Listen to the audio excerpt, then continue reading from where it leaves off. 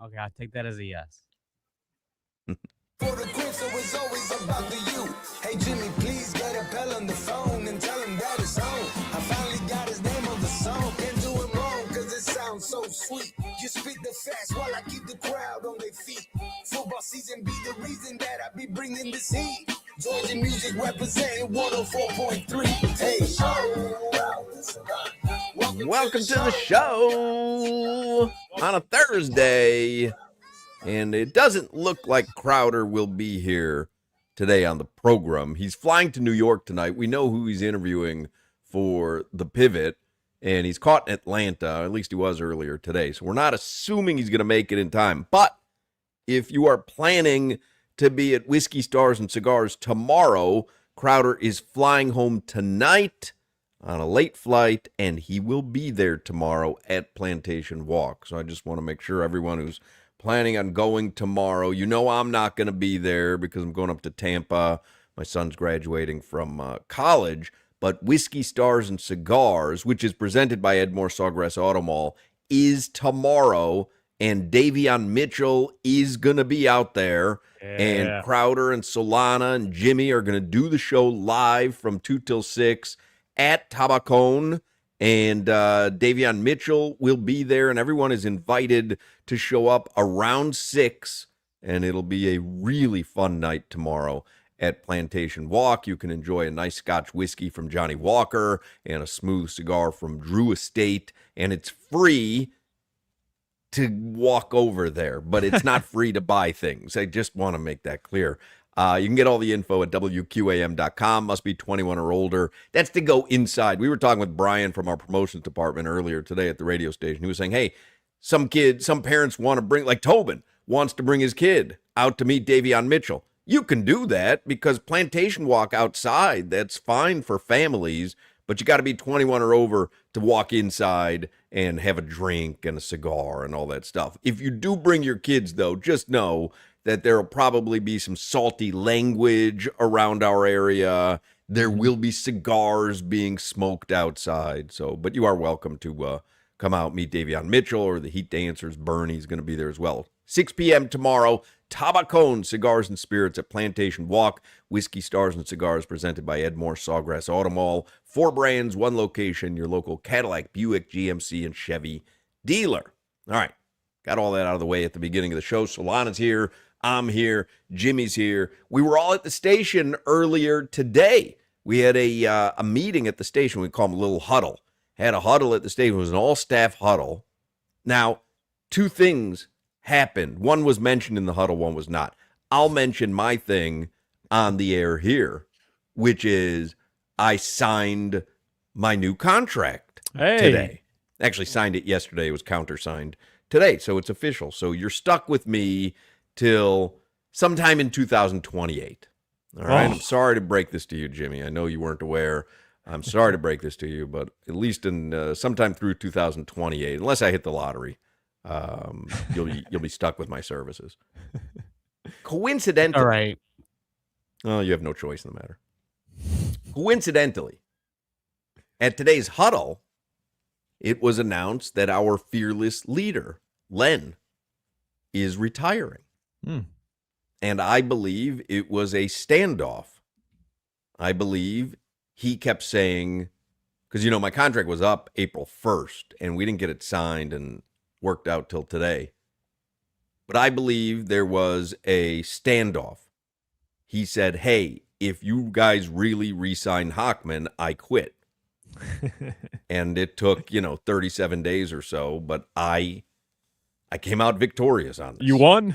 I won You won. because I got the new contract and he has resigned. So can't win them all, Len.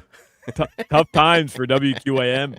They lose Len. Can't win them all, Len. No, years. I got to tell you, Len is retiring. It's not for a few months, but he had let us know, and then they let the staff know today. And I absolutely love Len. When I say I love him, and I am so very excited for him to enjoy his life, which he talked about today, and enjoy his daughter, who's now part of the workforce, and all the stuff that keeps parents up at night. getting your child through school. And again, my son's graduating this weekend, and his daughter graduated from nursing school, and now she's got a great job, a full-time job, and like he can relax, he can breathe, and he wants to be able to spend time with her at his leisure. She doesn't live around here, and he wants to enjoy his life, and it's totally understandable, and it's difficult to enjoy your life when you're my boss. So in order to accomplish that, Len had to walk away, because as much as he tried to get them to not re-sign me, he failed. And so I don't know, how do they call this in wrestling, Jimmy? It's like a briefcase match, some sort of briefcase involved here. Sure. Is there a suitcase, briefcase? You know what I'm talking about, Jimmy? Yeah, that isn't that Money in the Bank. Money in the Bank. Money in the Bank. That's what I'm thinking of. So maybe Len's got the briefcase, and he will show up at some point, cash it in, and I'm on the outs. But from the way it looks right now, outside in, I think I won. Well, learning how many years Len has worked in radio, because he said it today, and we've talked about it. Like, he put Mike and Mike together at ESPN. He was the one making those decisions back then. I'm sure he's got some money in the bank, Hawk. I mean, that's years. He's been working in radio since before I was born. Yep. Len's an OG, man. He really is. He is an OG, and we wish him well. I'm not lying when I say he's one of my favorite people that I've ever worked for in my life, and he comes on the heels of having worked for Ryan McGuire, who's the worst person I ever worked for in my life. Well, push between Ryan McGuire and Kurt Kelly back at Star 95. That guy Kurt was Kelly. Wildly Didn't he weird. fire you? What was Kurt that Kelly? the guy that fired you? No, that was Steve Lappa and MJ Kelly, who goes by the name of Todd Schnitt, also MJ Kelly. But yeah, Kurt Kelly was, I've got stories. But anyway, we love Len. We wish him well. He's going to be with us still for a while, but I'm going to be around a while longer. And Len is what we call a lame duck program director at this point. Probably already home. He's listening to this from the pool with a pina colada in his hand. We have a lot of stuff to get to today. We're going to talk with Ira Winderman. Talk about a guy who's still doing it after all these years. How many seasons as the beat reporter for the Heat? 32? 32? Yeah. Right. Been since their inception. Since 88. Yeah. Ira Winderman's going to join us. Clay Ferrero is going to join us. We'll talk a little bit about whiskey stars and cigars tomorrow. Very excited. We got a big old show for you today on this Thursday. Let us begin with headlines brought to you by Doral Hyundai in Miami. We go to the beach for a little solcito. In fact, you could see Len there right now. And when we want a low price, we know you pay less with your Pricito de Mayo at Doral Hyundai. Man, Hawk, I don't know if you watched any of the NBA playoff games last night. Obviously, no Joel Embiid for the Sixers, and they kept it close. That was one that I thought the Sixers could have, but we nailed it yesterday. The Spurs were going to run all over the Timberwolves. Run all over them, and that is exactly what they did. Timberwolves forgot how to play basketball. Jimmy sent us a funny video just now, and I had seen this yesterday. They took the Raid cans to the Spurs Center yesterday to get rid of Ant. He's not 100%.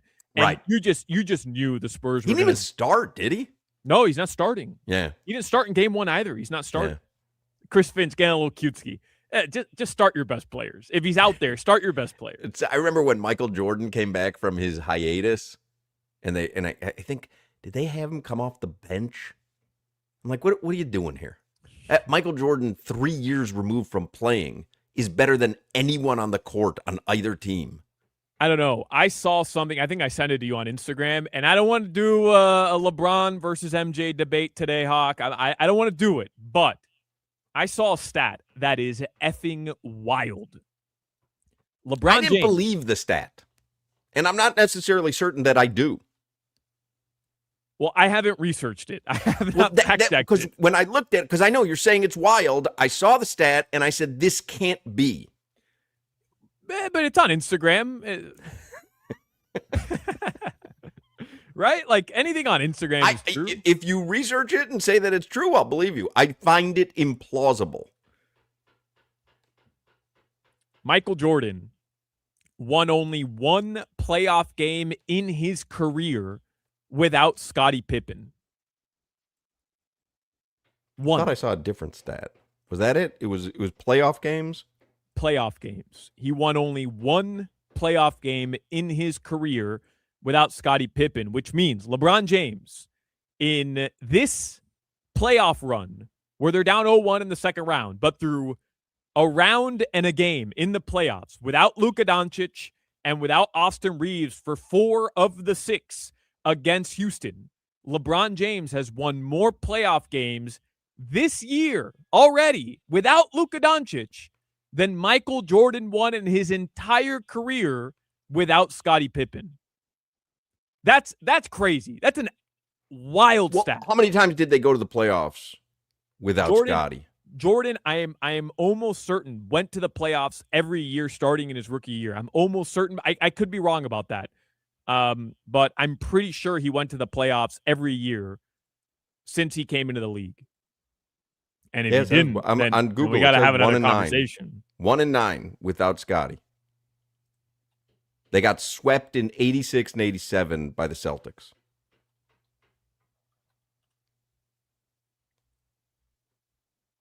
Yeah, Michael Jordan only missed the playoffs 2 times in his career. They were both with the Washington Wizards. So every year he was with the Bulls, he made it to the playoffs. I remember couldn't get through the Bad Boys Pistons in the late 80s.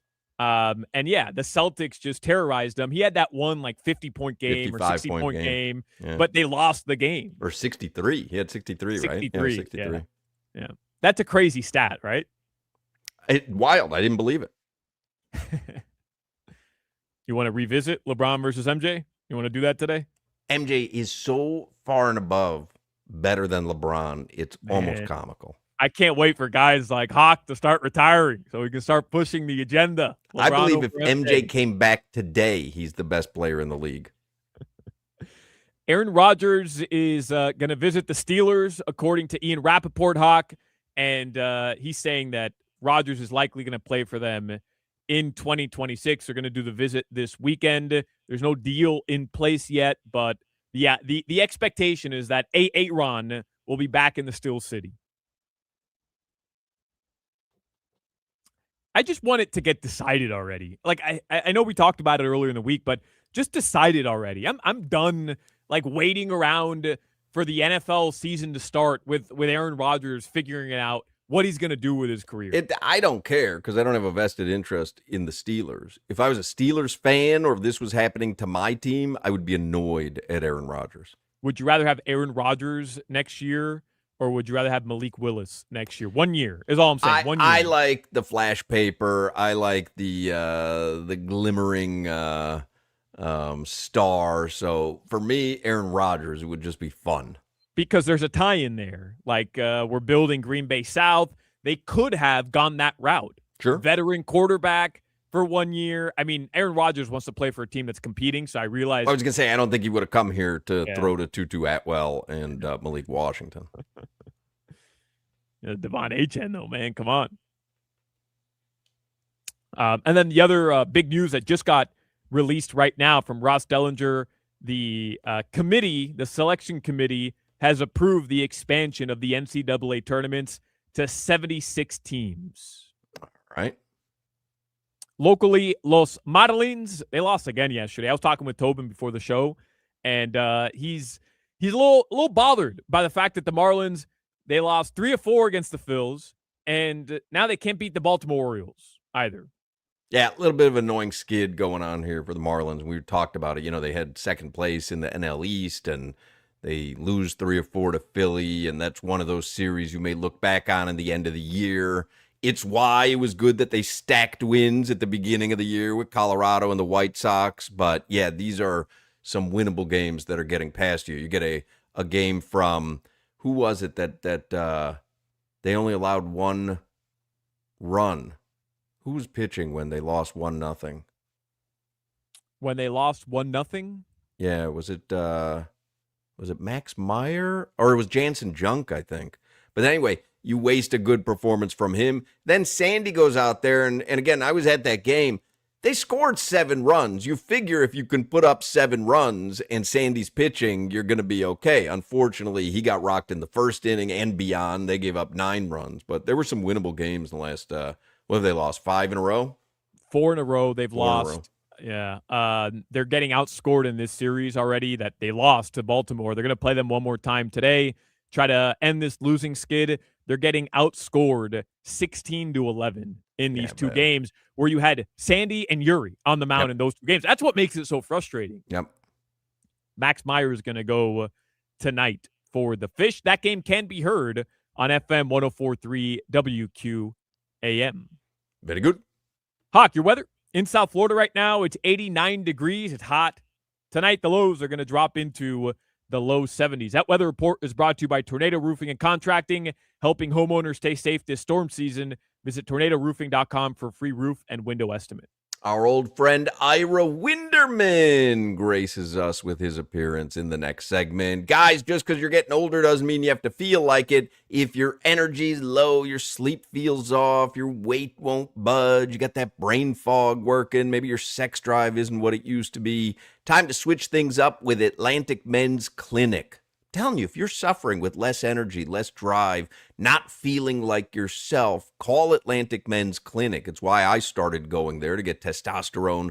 At Atlantic Men's Clinic, their advanced medical strategies featuring TRT, GH peptides, NAD+, GLP-1, PDA, and more treat low T and other hormonal issues to help you shed pounds and have more energy and improve your sleep and increase your sex drive and so much more, helping you get back to feeling your best. Atlantic Men's Clinic are the experts in treating low testosterone and other men's sexual health conditions. They've successfully treated thousands of men for low T, including me. And if you're like the many men who are low T, within just a few weeks of starting treatment, you're going to feel your energy return and the brain fog go away and your sleep improve and your workouts improve and your sex drive will be significantly enhanced as well. So call Atlantic Men's Clinic. You know, most men, they'll wait a year or longer. You don't have to wait. Don't ignore the signs. Call right now. Call today. Take that first step towards feeling better again. They have 7 locations in South Florida, so there's going to be one near you. Call them at 877-455-7300. 877-455-7300, or you can visit atlanticmensclinic.com. Featured therapies are compounded and have not been evaluated nor approved by the FDA. Provider prescription required. See website for details. You're listening to the Hawk, Crowder, and Solana Show. Tighten your ass up, whale. Coming you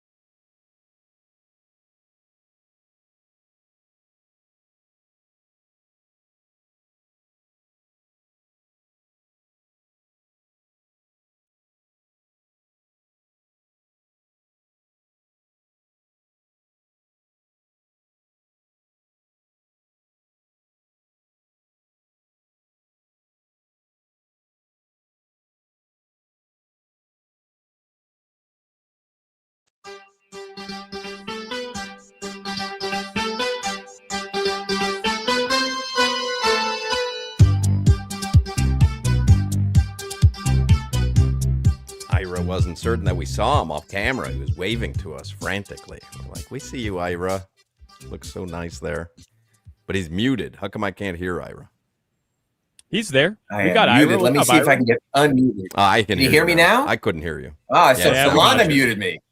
Yeah, I think there it was we Jimmy. go. I don't want to throw Jimmy under the bus, but I think it was Jimmy. No, I mute the guest. I mute the guests, Ira. It's on me. I mute the guests anytime we add you to the stream, but we're in commercial break just in case. I don't know if you're on the phone with some NBA executives. You're about to break some news. I don't want anybody to be blindsided.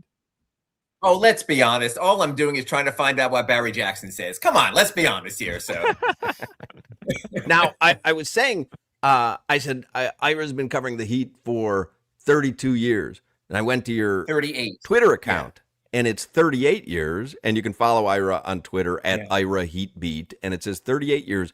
But a whole bunch of balloons showed up when I got to your Twitter page. Is it your birthday or is it your Twitterversary? It happens to be my birthday. It happens to be. We don't have to Happy post the age or anything. Ira. Wow. You know what? My wife said, "What do you want for your birthday?" And I said, "An appearance with Hochman would be great." And she said, "Well, he charges now. It's like that private thing he does on the side." So apparently, my wife brought me an appearance with Hochman, but apparently she did not have the funds to also buy Crowder's appearance. So I understand. I thought you had asked for Len to retire for your birthday, and because he was so excited to get you back on the air, he announced his retirement. I thought it was that was part and parcel of his retirement announcement, but it wasn't that. I have been through so many QAM program directors, and God bless Len and what he's done, and nothing but best wishes for someone who, honestly, I don't know. Even Hockey, you've told me this. Someone who lives for sports talk radio more than Len. He literally lived the lifestyle. Yeah, I've been through a bunch of program directors as well. Not at QAM. At QAM, it's just been Andy King, Ryan McGuire, the absolute worst. I mean, I can't. There's no one in media I dislike more than Ryan McGuire and Len. So really, anyone who was coming after Ryan McGuire was good. I thought that the Marlins ownership, I always said, whoever comes after Jeffrey Loria and David Sampson is going to walk into the pantheon of greatest South Florida ownership groups of all time. And then you get Bruce Sherman and Derek Jeter, who may have been more, Derek Jeter may have been as disliked as Loria and Sampson. And you know what? I don't want to get too much into the weeds, but you know who also was great was Allison Turner when she was here, and the way she took care of Hank Goldberg, because Hank was going through his diabetes. Yeah. It was 1,000 degrees in the studio and he was still cold, and she would literally layer him with jackets while I was in the old studio with him also. So she was one of the good ones. Now, I didn't work for her as program director at QAM, though. She was our program director for a while at 790. But at 560, I missed her. I had no idea Allison Turner was a program director at WQAM. I didn't know she worked at QAM. Yeah. Yeah, it's been many years. Yeah. Wow. I'll give you the whole, whenever you have some free moments, me and Tree, we'll sit you down, Solana. We'll give you the whole background on QAM. Mm-hmm. What? Give me the timeline, Ira. So the NBA draft lottery is Sunday. The Heat have the ability to pick one or where, and what are the chances?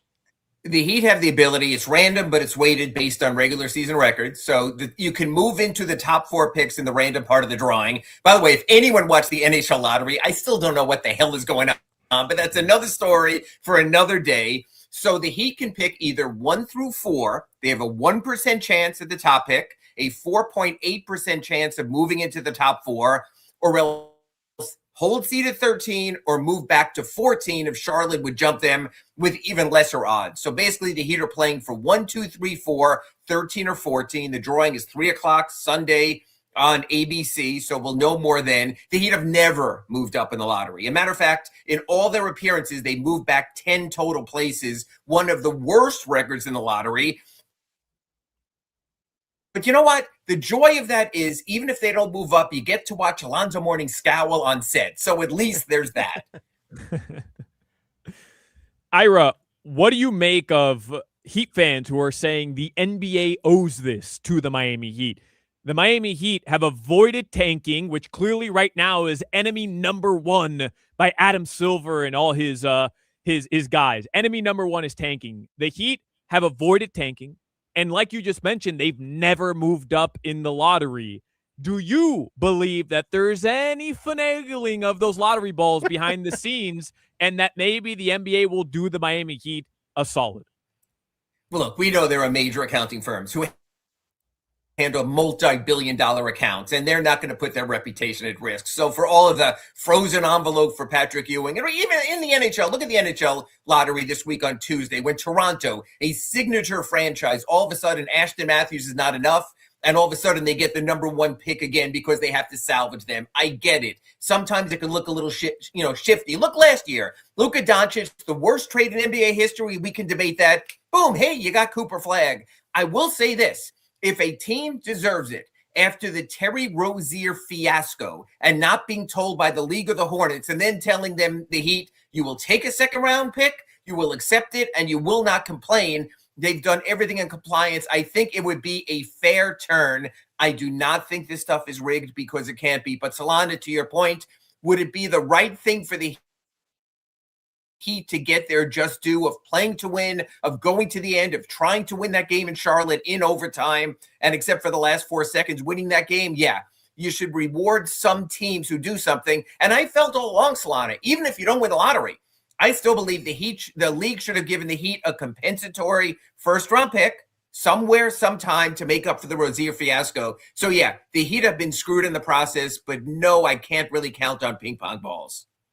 What do you think is the reality of, because Solana said enemy number one for Adam Silver is tanking, and it is annoying, and it's been more apparent this season, the Utah, the couple games that Utah was resting starters in the fourth quarter where it was just so blatantly obvious.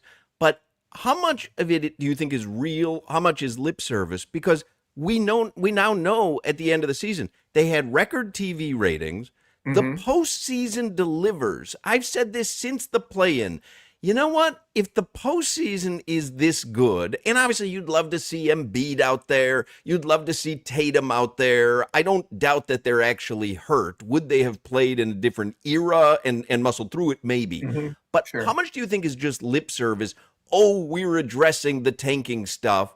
And how much of it is just like, yeah, wink, wink, everything happens to be great. We're a multi-billion-dollar business. Ratings are through the roof. What are we really tinkering with? And ratings are through the roof because they never show the craptola teams anyway, so it doesn't matter. As long as your league, and Solana, you know this from your European soccer leagues, as long as you have 5 or 6 top teams in La Liga, Serie A, even in France, as long as you have enough top teams, you just feature them all the time. I mean, when you turned on Prime or Peacock or ESPN, you saw the Knicks, you saw the Lakers, you saw the Celtics. No one even knows that there are Charlotte Hornets, or teams in these other places, so you can bury them.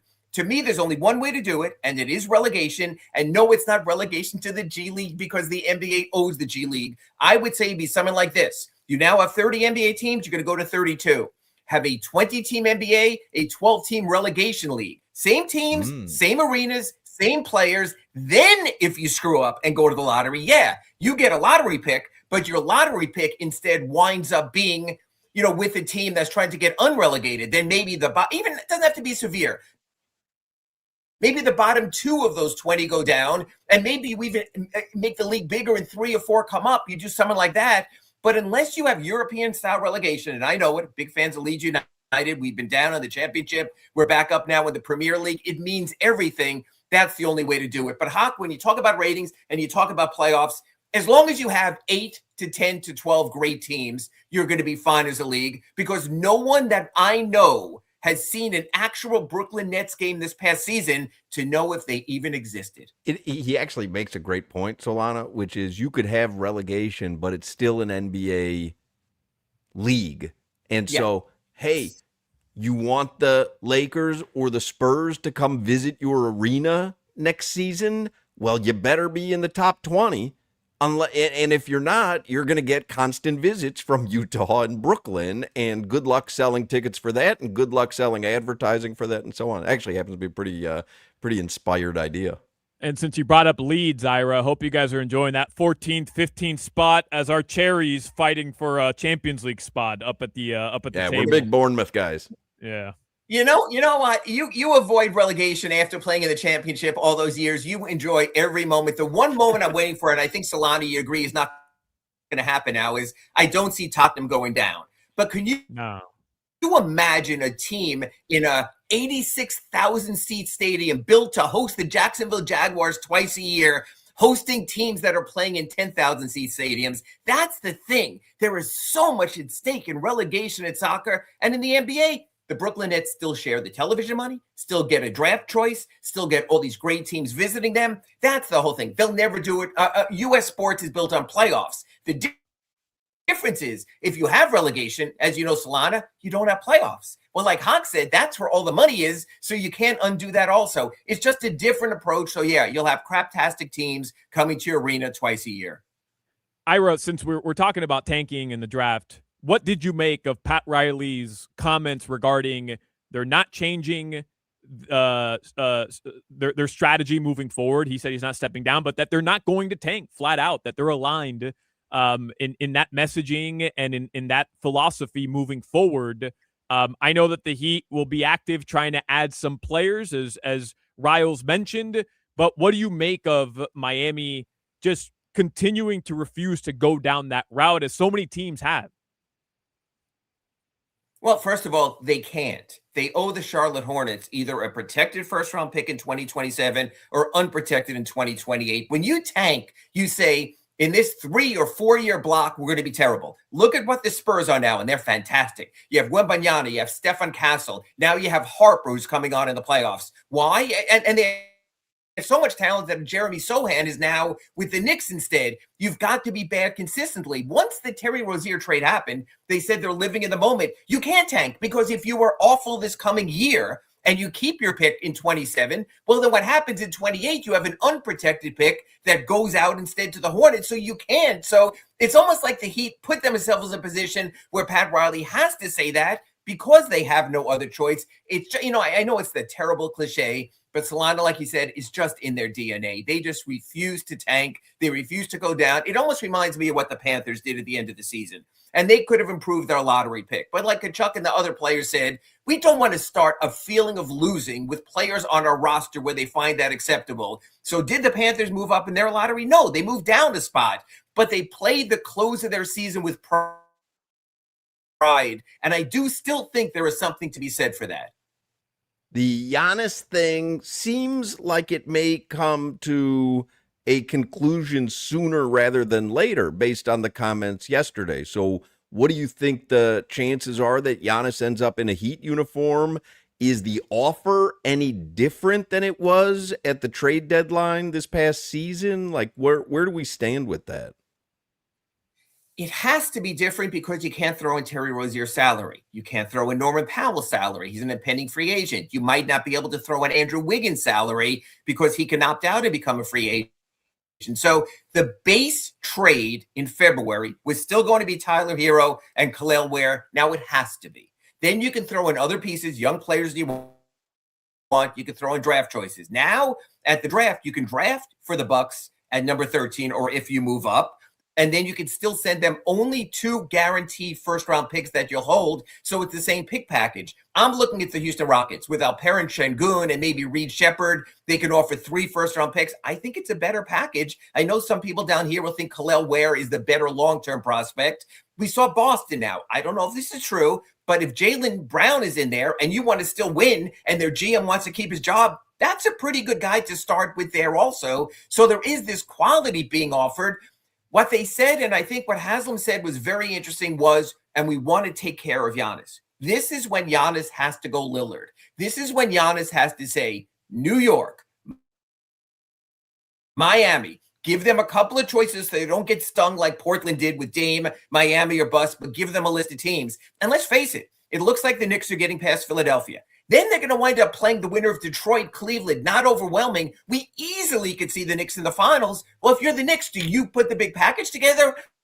Or do you go, we finally got where we wanted to go. We're good enough here, and you stay there. So we have to see how the playoffs play out. The Heat has a good package, but the Heat will only work if Giannis makes it clear, like he did on that interview with Goran Dragic on that podcast, that, hey, yeah, Miami's a pretty good place. I'd like Miami. And the good thing is, Giannis said he doesn't like LA.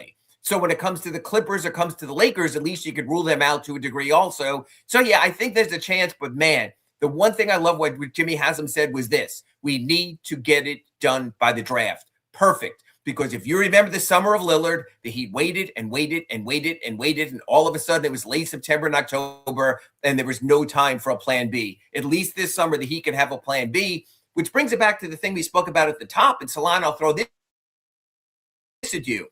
If the Heat do land a top 4 pick, Solana, would you prefer to rebuild with a potential generational player, like the kid from BYU, like Peterson, like Boozer, or would you throw that in also? Because I guarantee any team that winds up as a first 4 pick of the lottery, the Bucks are going to call them, and they're going to see what they can do, and they're going to wind up asking. Yeah, I wouldn't give up. If I had AJ Demansah in my lap, Ira, with the number 1 overall pick, Right. I'm not giving that up because I believe he's going to be a generational talent. But I also know that Pat Riley thinks differently, and he was adamant about it the other day, where he said, "Yeah, I mean, I like guys who have been there before and can go win it." I wrote the last time you were on with us, you mentioned you like the fit with Kawhi next to Bam, and I understood your rationale, which was a closer, somebody who could shoot the ball, obviously late in the games. But I asked Pat Riley about how much recent injury and availability recently will factor into his determination of what player they should go after potentially in a trade. He said that'll be number 1. Is there any thought in your head that maybe Giannis, Kawhi, John Morant, the 3 guys we're all kind of paying attention to, aren't exactly what this Heat front office wants to do right now because of their unavailability recently? I would say I would agree with Pat, but if it's presented for the right cost, again, we're talking about 33-game Tyler Hero. So it's not like we're talking about our shows up everyday guy. If you were talking about Bam, I would say yes. I would not offer Bam. But you know what? Tyler is a sometimes guy also. And matter of fact, Solana, I'll put it back another way. Kevin Durant appeared in 78 regular season games. I don't care. The guy is 49 years old, exaggerating there a little bit, but he's just a guy that I think at a certain time you age out. So I still would look. The Heat have had mid-30s luck, early 30s luck. Shaquille O'Neal, NBA Finals championship. Jimmy Butler, in his 30s, they got him 2 NBA Finals. I would still deal more with that age range than dealing with someone like a Kevin Durant who shows up every day. You know what? I do think these are desperate times for desperate measures, especially if it's Giannis, even if it's Kawhi. Yeah, I'd make the move. I think the Heat have desperately been searching for that kind of player. Yeah, I'd make the move for Giannis if I could. If you add Giannis to Bam, you're going to remove Tyler, obviously. You're going to remove Khalil Ware. And you're going to remove future picks, so you're really going all in. You add Giannis to Bam next season in the East, the Heat do what? Can finish top 4, which is the puncher's chance you want. And again, the one thing I'll give the Heat credit for, when they get their core, they find a way. Remember with Dwayne and Shaq, they had nothing. And then all of a sudden, that monstrous offseason trade for Posey, for Antoine Walker, for Jason Williams, boom, NBA championship follows. Remember the start of the Big 3 era? There was nothing in support. All of a sudden, Birdman shows up, Ray Allen shows up, Shane Battier shows up. Give Pat Riley and Andy Ellisberg and Adam Simon a core. They will round it out, whether it's the Struces and the Vincents that got the Heat to the NBA Finals, whether it's the players in 2020. They have shown if you give them the main pieces, they'll find the other components. I still trust those guys in that situation. You may say, hey, they don't know about the lottery. They're not figuring out the modern way of doing things. Fine. But if the Heat start with Giannis Bam or Kawhi Bam or something like that, I still think these guys could figure that out. How are the Windermans celebrating Ira's birthday tonight? A little sauteed shrimp and scallops at home, a little family cooking, keeping it simple. You know what? Nothing over the top. I always get screwed because people with birthdays like mine wind up right near Mother's Day. So your day comes, okay, goodbye. Now it's literally on to the next thing. So Sherry Winderman, I got a feeling will be much better taken care of than Ira Winderman. But hey, Isn't that what married Cake? life is all about? You'll learn. Cake Solana. with a candle? I don't usually. I know you talk about this. Probably the Carvel ice cream cake has been a staple in the house because The worst. them little crunchy things that I know you lambast against. To me, still, that's the ultimate. I know it's not a cake and it's just ice cream, but them little crunchy things in there can't go wrong. Man, I love Ira. Man, Crunchies. I didn't think I could love Ira anymore, but man, do I love Ira after that. Oh, that was Now, awesome. I'll meet you halfway. I agree about colored sprinkles are nothing more than a bunch of wax put on your ice cream cone. I'll meet you there. But chocolate crunchies are actually cake. Yeah, but ice cream isn't cake. Who cares what form it is? It slices nicely. You got the crunchies, people you got call the it a element. The only cake. question is They eat it with a fork. You're supposed to bite it. You're not supposed to bite ice cream. You're supposed to lick and again, ice and the cream. question It's a mess. as it's melting, is it a bowl or is it a plate? That's another call there. We'll have to deal with that.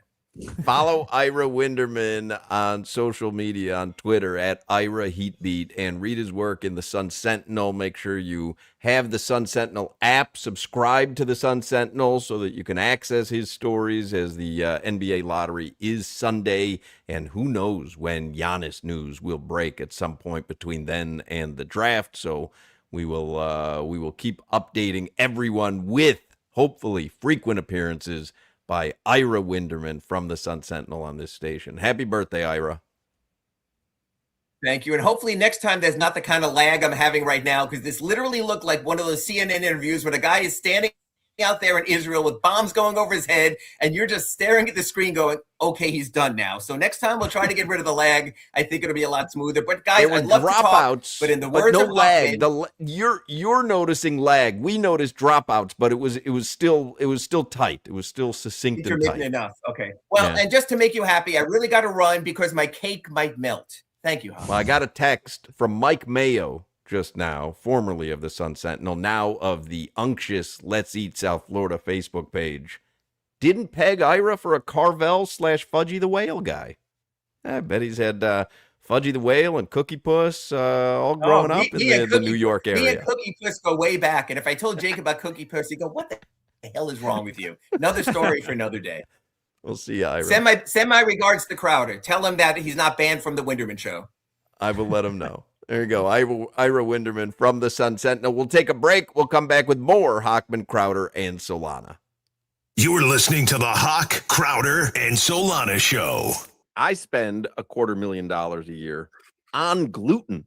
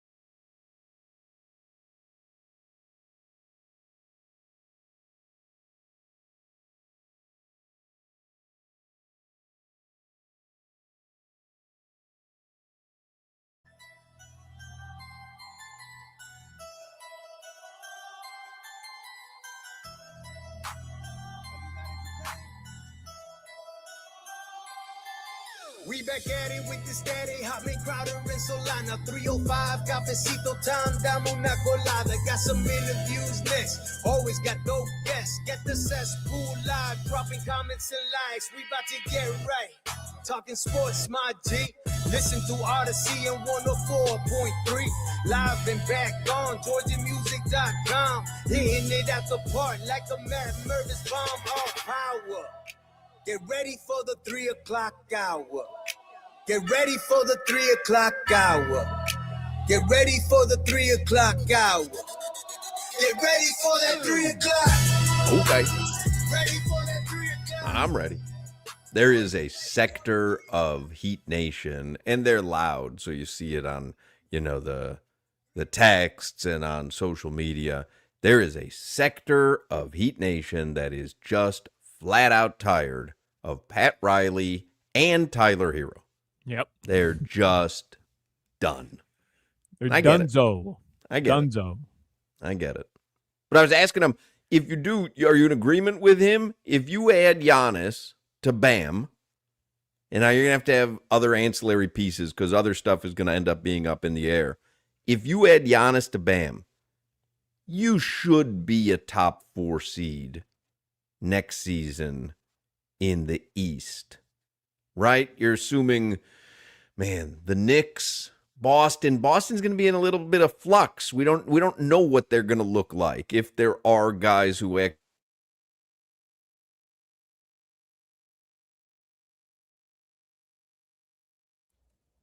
Oh, it looks like we lost Hawk there. We didn't have the best connection. It's 305. Dale. God bless. Dale. Dale. Thank you, Jimmy. You're welcome. 305 alarm. We did lose Hawk there for a second. I'm sure he'll reconnect. We didn't have the best connection with Ira. And for a second there, I'm like, was that us? But no, it looks like Hawk's internet has failed him briefly. It's 305 on the Hochman, Crowder, and Solana show. 305 alarm, sponsored by Miami Lake Chevrolet, where you walk in as a customer and you drive out as family. Are you back there, Hawk? Yeah, it was actually a power surge. Oh.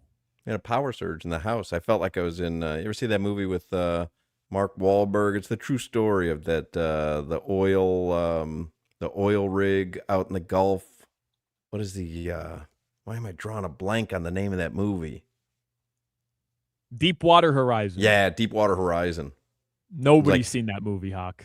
What are you talking about? It's on cable all the time. You've never seen Deepwater Horizon? I've never seen Deepwater Horizon. Wow, it's a true story, horrifying story. But I had that same power surge where all the lights got bright. I knew something was up. And my tablet's turning. Yeah, your Wi-Fi is still. I don't know if you want to just give it a second there, Hawk, because your Wi-Fi is still kind of in and out. But to answer your question regarding Giannis Antetokounmpo, yes, in theory, the Miami Heat, in Ira's hypothetical trade, by the way, and who knows, right? Like, things can change. But in Ira's hypothetical trade, you're trading Tyler Hero, you're trading Khalil Ware, and that seems to be the trade that most people think, or the pieces that most people think the Miami Heat would move for Giannis Antetokounmpo. And obviously you're going to have to add some younger players. I would imagine names like Jaime Jaquez Jr. are going to be thrown in the mix. I would imagine Pelle Larsson's name is going to be talked about. I would imagine Kasparis Jakučonis, last year's first-round pick, that name is going to be talked about as well. And it's going to be interesting to see, what teams are also going to be in the mix, because, yeah, I do expect the New York Knicks, even if they get out of the East this year, to not be able to compete with Oklahoma City or with San Antonio, whoever comes out of the West. And I expect them to be looking to bolster their roster, right? Like, they're in their window right now. They have their superstar and their leading guy in Jalen Brunson. They're in their window that they want to maximize. I expect them to be in play for Giannis. I think the Boston scenario is wildly interesting when you consider the fact that Jaylen Brown, if he does one out, and I don't want to go as far as to say right now Jaylen Brown is looking like a player who wants out. I don't know. I don't know that for sure, but it wouldn't surprise me if he led this team. He was the quote unquote number one. Somebody texted in, Deepwater Horizon is one of the worst movies ever. And I watch it every single time it's on. I have a couple movies like that as well that are just terrible movies, but every single time they're on, you just throw it on, right? Like you're just flipping through the channels. You're like, yeah, I'll watch it. Why not? All the Jurassic Park movies, Jurassic Park 2, Jurassic Park 3, like the OG Jurassic Park movies, anytime they're on, I can't get enough of those movies. Back to the Future 3 is another one of those where I will cape up for Back to the Future 3 like nobody you have ever heard. Jimmy, you hate Back to the Future 3, right? I hate it. I prefer 2 over 3. Yeah, I prefer 3 over all of them. So I don't know. Like, I think the Houston situation is interesting because you just get the feeling there's no way they're going to run it back with Kevin Durant next year, right? And they do have draft capital. They're going to be able to make a move. They're going to.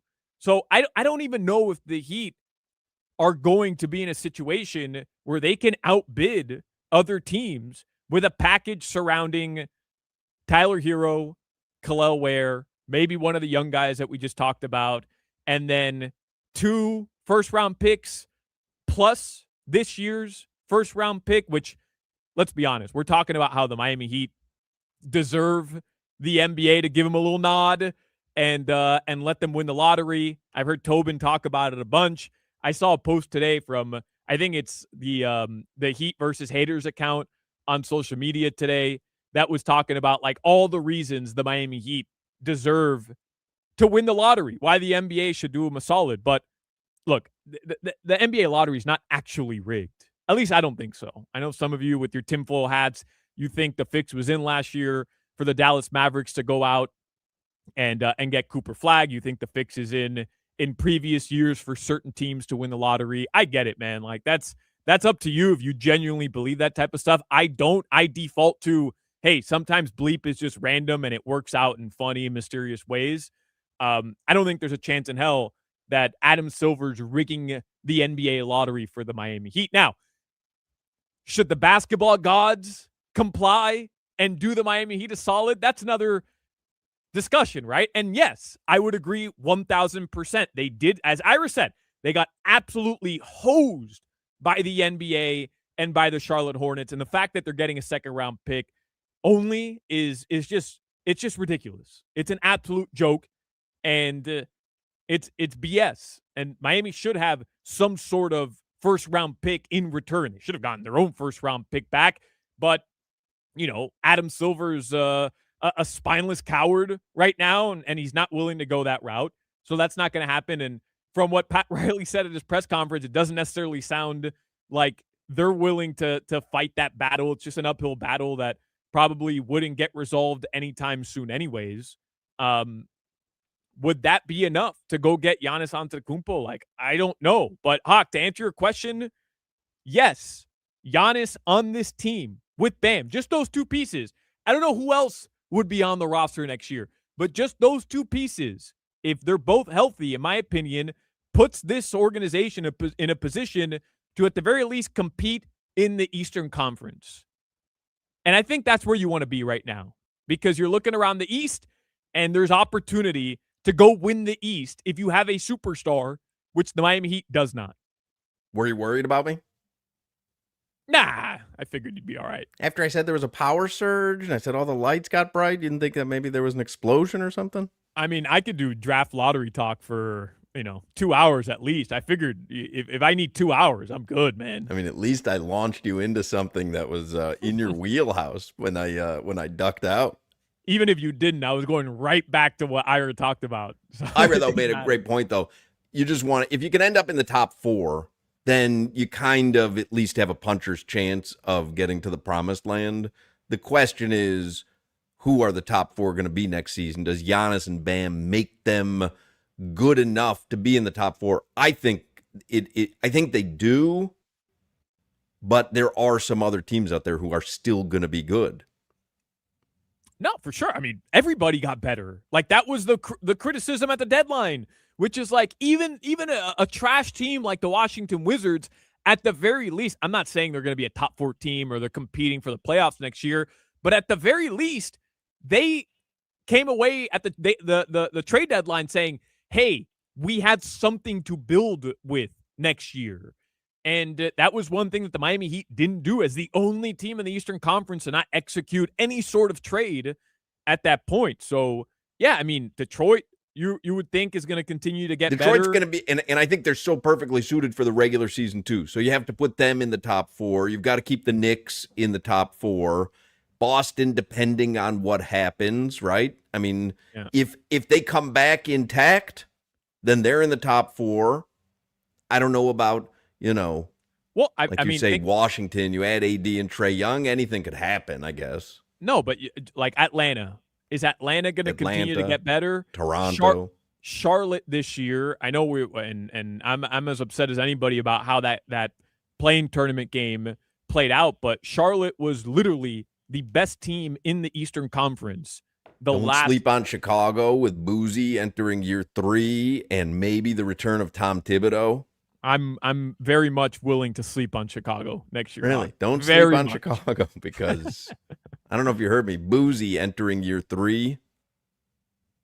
If they win the lottery, I might have to take like a 3-month sabbatical and just what are their chances? Get out of Dodge. Let me double check.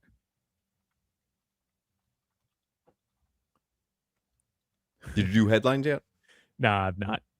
Bulls chance to win the lottery, 9th best odds, 4.5% chance to land the number 1 overall pick, but a 20.3% chance to get into the top 4. Top 4, yeah. I don't know too much about, all the prospects after the Bansa, but everybody's saying that this entire draft is very deepest NBA draft in a long time. You get in the top 4, you get a 5th overall pick, like it's pretty good. All right, let's do headlines here because Clay Ferrero is going to join us in the next segment. Headlines are brought to you by Durrell Hyundai in Miami. We go to the beach for a little solcito, and when we want a low price, we know you pay less with your Pricito de Mayo at Durrell Hyundai. Hawk, I know that I bored you to death the other day explaining the Champions League. No, I found it fascinating. I'm not trying to just like sneak soccer into the show. But this story that's happening with Real Madrid is insane. Real Madrid, and it hits home because it involves a Uruguayan player, but it also involves Tchouaméni, who's the guy Crowder interviewed on The Pivot. Remember he brought me the signed shirt? Gave it to me on the show. So earlier in the week, there were reports with Real Madrid, who's the biggest club in the world, that Valverde, who's Uruguayan, he's Uruguay's best player, he's their captain. And Tchouaméni, who's one of their starting 11 players, like he's one of their best players, there was like a verbal spat. There was a confrontation. And there's been reports about, remember I told you off the air, Kylian Mbappe, who's like their superstar. He's their LeBron. Fans are out on him. They're trying to get him out. They're trying to have the club sell him. Like there's just controversy going on. Tchouaméni and Valverde, according to reports, had a major confrontation after a training session. And there were reports about what's going to happen there.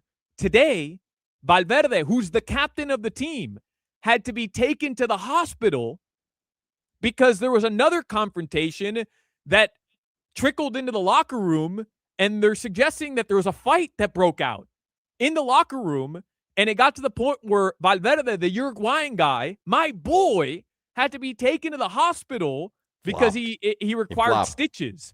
Flop. Could you imagine? This is like if the Celtics, back when they were playing the Miami Heat, Paul Pierce and Ray Allen got into a fist fight before like game 3 of the NBA playoffs because Real Madrid is playing Barcelona, El Clásico, on this weekend. I think it's on Saturday or Sunday, Jimmy. Yeah, this weekend. And if Real Madrid doesn't win, Barcelona wins the title. This is like if Gilbert Arenas brought a gun in the locker room. Well, that happened. Oh, what?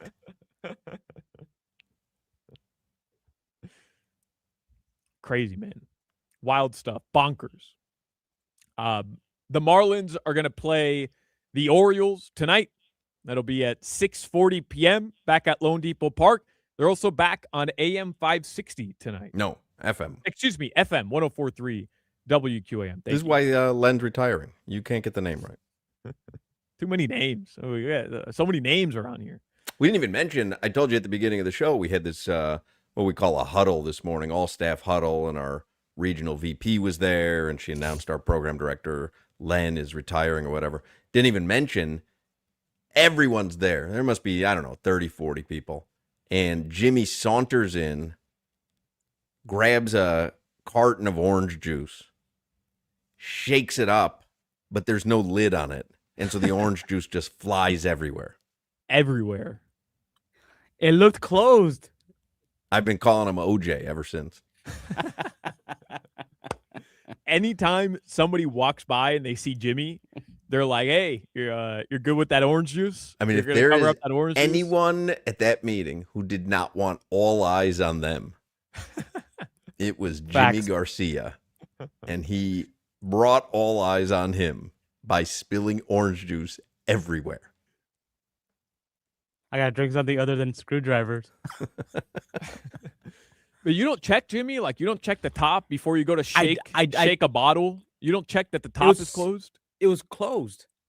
It was. Well, It was. It looked issue with closed. that. I'll take issue No, with no. that. It looked closed. Right. It was not closed. And you see orange juice, you just naturally look at it. Hey, let me shake it up a little bit. Yeah, before I you do pour. shake up orange juice before you drink it. So whose fault is that then, Hawk? Is that Jimmy for not double checking that the bottle's closed, or is that not whoever the last person was to Whoever use the last person used the bottle and just put the cap on, but didn't tighten it. For sure.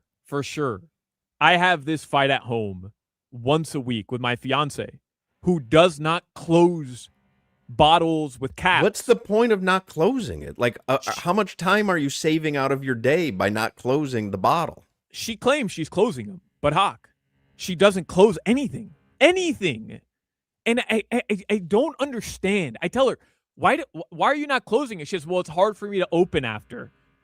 Well, get stronger. Like, I don't know. I don't know what to tell you. You want me to talk to her? Yeah, can you explain to her why, if you put something in the fridge, I'm like, first of all, you're ruining the lifespan of this soda because it's not closed. So all the carbonation is leaving. And second of all, every time I go to grab it, and I like to shake things before I use it, it's splattering. I'm pulling an OJ every single time. At I your pull own something damn out of the house. fridge. Crazy, man. Somebody puts on the text line, Deepwater Horizon is one of the absolute worst movies ever, and I watch it every single time it's on. Yeah, I fall into that same camp because it's a terrible movie. Doesn't explain things well because I know the real story. I've read the real story. It doesn't explain things well. You have no concept of what's happening. I watch it every time it's on. Yeah, when you had disconnected, I was mentioning there's like 3 or 4 movies that are just awful. I told you I love Jurassic Park 3, and I love Back to the Future 3. The worst. And I know they're terrible movies, but every time they're on, I can't not watch them. There's something about those 2 movies that just like they're homey to me, you know? Like they just feel like Deepwater home. Horizon is that for me, man. Hey, we got a time, right, for the UM Notre Dame game? 7:30. I think it's November 7th. Is that a Saturday night? Yeah, they're opening up on Saturday. Yeah, 7:30, November 7th. Notre Dame, UM from South Bend. It will be on NBC and Peacock. November 7th? November 7th. I thought they were opening up the season playing each other. No. Oh, they're not opening up the season this year in South Bend? Mm-mm. Oh, man. I thought that's what because last year UM opened up the season with Notre Dame, so I just Big assumed, win. Yeah, big time dub. What do you think the line's going to be for that game? Is that out? Yeah, it's a long ways off, man. Whatever you think is going to happen in the college football season is not going to happen in the college football season. Yeah, but if the Canes are undefeated going into that game, that would be wild. All right. Wild. Settle Hey, down. what are what? You don't have the guts? I mean, your team what was are we just doing? in I the mean, national I'm going to title predict game. them to go undefeated, but I mean, it's May 7th. What are you doing here? That's in November 7th. Hey, Hawk, what are your not expectations? What's the bar for the Canes this year? Because I heard Dono. I think it and changes Hollywood. every year because the quarterback and the team changes every year. I don't think you can do it the way we used to traditionally look at college football or college basketball teams, because you're literally like, what would you have said the bar was going to be for basketball before the season started? I mean, all new guys, you would have said, hey, if they can make it to the NIT, it would be great. All of a sudden, they're in the tournament and they advance past round one. So I honestly don't know. I was listening to Dono, he does a Locked On Canes pod, and Hollywood. They were talking about it earlier in the week. Going into last year, what were we saying? Hey, the Canes have to be in the ACC title game. We were saying they got to win the ACC title game. And they were kind of saying that the same holds true this year. Like, it's time to go win the ACC. That's the bar this year. Go win the ACC. I don't know, Hawk. Like, you were just in a title game. I mean, you proved you don't need to win the ACC. You've proven that you don't need to. Correct. Right. So, and you'd like to, though. Oh, for sure. I mean, I think that should be the goal every year, for sure. But I'm not upset at Cristobal for not winning the ACC next year when he had you in the Natty, one possession away from winning the Natty, and he went and beat Ole Miss. He beat Ohio State. He beat A&M. Like, I don't know, man. I think I think you're fine now. You're fine with Cristobal. You don't have like certain goals that he has to meet in order to prove that he belongs. Like, this dude's staying for as long as he wants. Speaking of football, somebody just puts on the text line, Hawk, we need another negative pressure test. Put that on the DBJ list. That's from Deepwater Horizon. Just write Deepwater Horizon negative pressure test. All right. I want to have DBJ do some lines from Deepwater Horizon. The last thing I have written for DBJ is, hi, I'm Danhausen. I curse Joe Zagacki. You are cursed. Deepwater Horizon. What was it that I'm putting? We need another negative pressure test.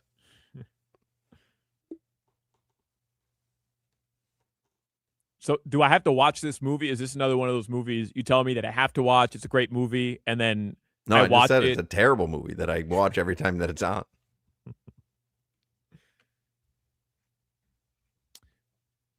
All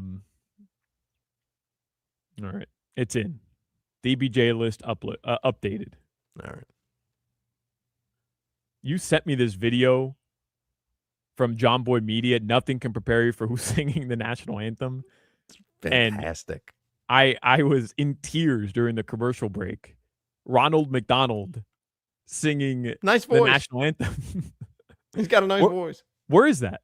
No idea.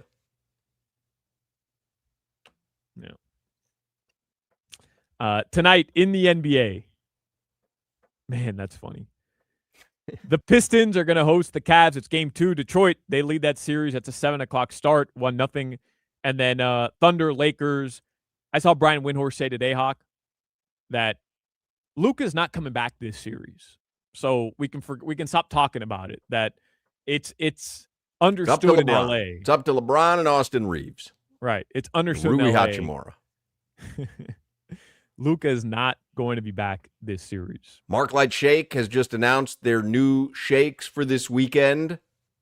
They've got Louisville coming to town. So fresh off the Kentucky Derby. Right.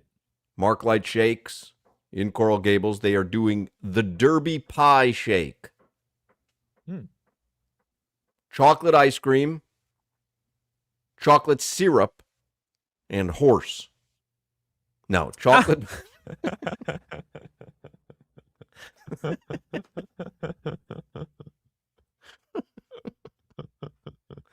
Terrible shake. Chocolate ice cream, chocolate syrup, chocolate cream pie, and walnuts.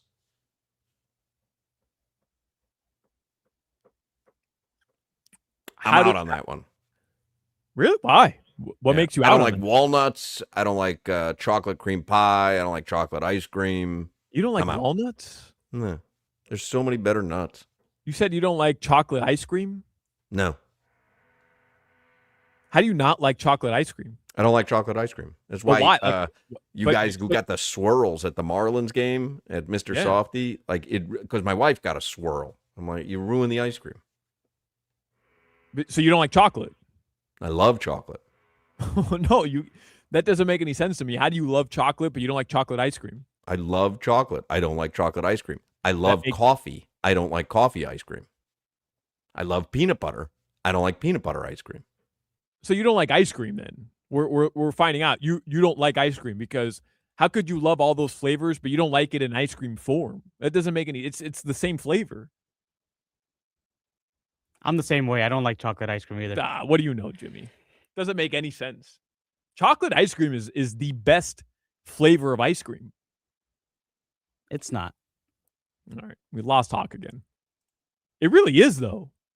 You like what? I mean, I like vanilla too, but the vanilla chocolate swirl when you go to the Marlins Stadium to Lone Depot Park, that is without a doubt, the best flavor of Mr. Softy ice cream. You know, Hawk is always saying the standard pizza when you order a pizza should just come with pepperoni. Like that should be the standard. You shouldn't have to specify that you want pepperoni on your pizza. When you order a pizza, it comes with pepperoni. And I'm not necessarily certain I agree with that statement, but I understand what he's saying because it's a pizza. You order a pizza, should come with pepperoni. The best swirly, the best Mr. Softy ice cream, and like the standard should be the swirl. Without a doubt, it should be the swirl. Because it's vanilla and chocolate together, it makes it 10 times better. Yeah, somebody says, what kind of weirdo doesn't like chocolate ice cream? Well, we have two of them on this show. Bunch of weirdos. Jimmy and Hawk. And what's weird is that I like chocolate candy, but I don't like chocolate ice cream. Yeah, of course. That's weird. Of course. Doesn't make any sense. All right. We're supposed to be joined by Clay Ferrero coming up. We'll try to reconnect with Hawk. Clearly, aside from the hammering getting done on top of him on his roof, he's clearly having some connection issues. No worries, though. We forge ahead. Clay Ferrero is going to join us in the next segment and have some more stuff to get to as well. I want to get into some Dolphin stuff coming up in the 4 o'clock hour as well. It's the Hochman, Crowder, and Solana show. We'll be back after this. This is Hawk, Crowder, and Solana. I don't What's think you off- could offer me any what's money off for limits? my dog. I love my dog. I got 100,000 cash. Take him.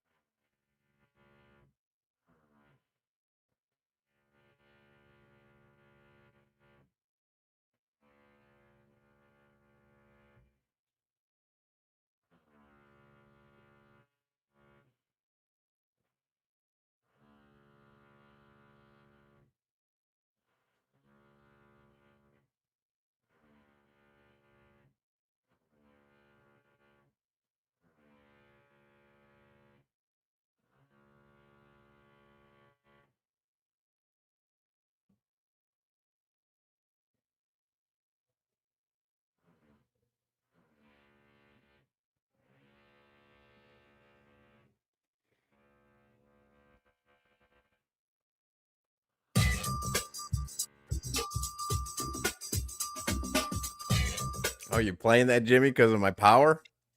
Of course. That's a great call by you. That's excellent producing on your part. Somebody puts on the text line, can't trust someone who doesn't like chocolate ice cream. Well, I've never told you I was trustworthy in the first place. But I don't like chocolate ice cream. We'll find out if Clay Ferrero does. Clay Ferrero, oh, look at that. Solana's got the Marlins captain's hat, the Yacht Rock Day giveaway. That's a strong cap. Yeah, I got a couple here. I don't know if you were able to get your hookup or not, Hawk. But well, if Steven not, Strom's supposed to grab me one. Okay. Well, if Strom doesn't come through, you let me know. I got you. That's a great looking lid, man. Yeah, man. Clay Ferrero would look good in a captain's hat. He's on the Toyota of Hollywood hotline. You watch him on Local 10 here in Miami. Hello, Clay. Well, at this point, just give Solana a regular Marlins cap because he could play for them. Yeah, they're just bringing Clay. They're bringing people up. I just saw that. They're up and down, baby, up and down. They're going to find the right mix at some point. I think 5 days in a row they've brought up a new player to play. So next up, Alejandro Solana in right field. Anything could happen. It's coming. It's been I don't want to talk baseball with you. I want to talk basketball, but it's been a tough skid here for the Marlins because they actually had a little something going. And I was saying they were second in the NL East, and then you lose 3 out of 4 to Philly, and now you have a tough start against Baltimore. And it's like you're going to look back at the end of the season if you are in the wild card race, and these games that you've been stacking losses in winnable games, man, you're gonna rue these. Yeah, well, and it's a perfect transition to talking about the Miami Heat because it feels like we do that every year with the games that they lose to the bad teams and the tanking teams in the case of losing to Utah. But yeah, very, very similar situation. What do you think if you added Giannis to Bam? We were talking about this in the last segment. If you add Giannis to Bam, we know there will be some sort of resolution, it seems, with Giannis sooner rather than later. Before the draft, I think, is what Milwaukee said. If you add Giannis to Bam, you lose Tyler, you lose Khalil, and you lose future number 1 draft picks. So you lose the future. What are you? The Heat, Giannis and Bam led Heat are what next season? Well, Giannis and Bam led. I think though, even the big three needed help, and it wasn't, first year they don't win. And then it was the retooling, and it was the guys like Shane Battier and Mike Miller and Ray Allen. Those are the guys that take you from great to championship. So I think it's those two. Certainly you can build a core around that could potentially win something, could potentially win the East. Now, what I would say though is, you got to be really diligent, and you got to make sure that first off, you got to make sure that Giannis is going to be healthy. I think that's the biggest question right now with him. But I think instantly, if you have Giannis and Bam, you are returning to your identity, which is a tough-nosed, nasty defensive team with 2 guys who can just fly around and block shots anywhere on the floor and guard 1 through 5. So I think instantly you change and you become who you've wanted to be for the last few years. So I love that aspect of it, but then it's about, all right, do you get shooting around them? Because clearly you're not going to have much shooting there.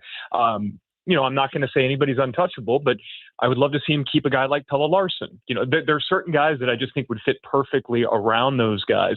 So yeah, I would do it and take my chances with that, knowing that you can go out and get some guys that could complement those two. Yeah, Clay, it's funny because, Pat Riley says that the number one thing he'll be looking at will be a player's injury history availability, right? They're the potential of them being available.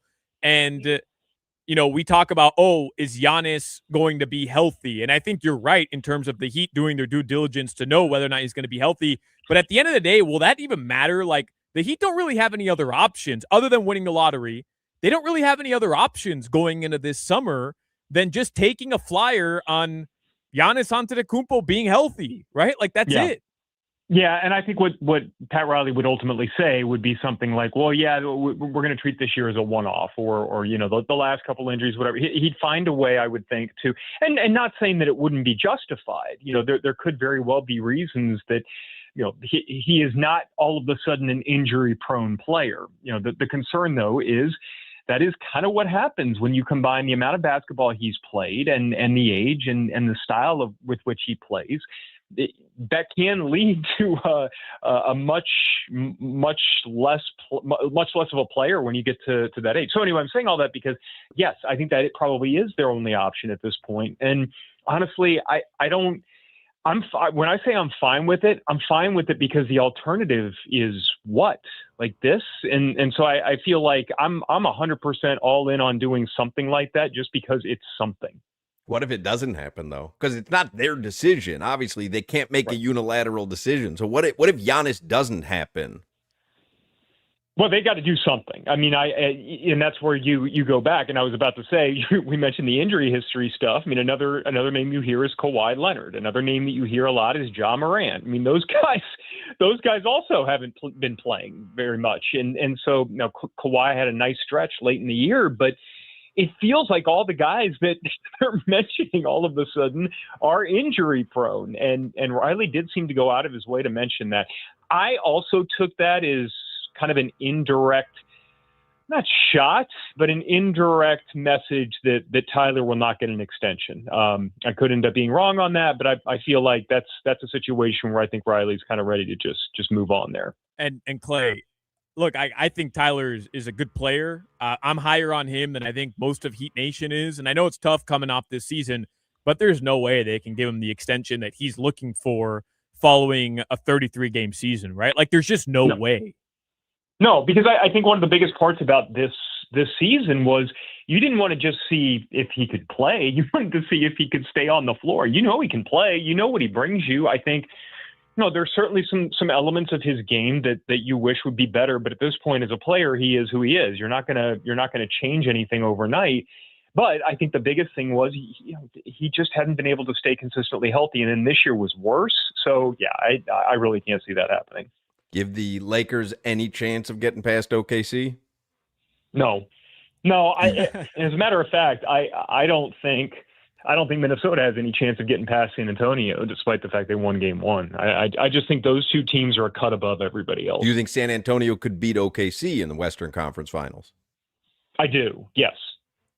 I think San Antonio, what they did against them in the regular season was not a fluke.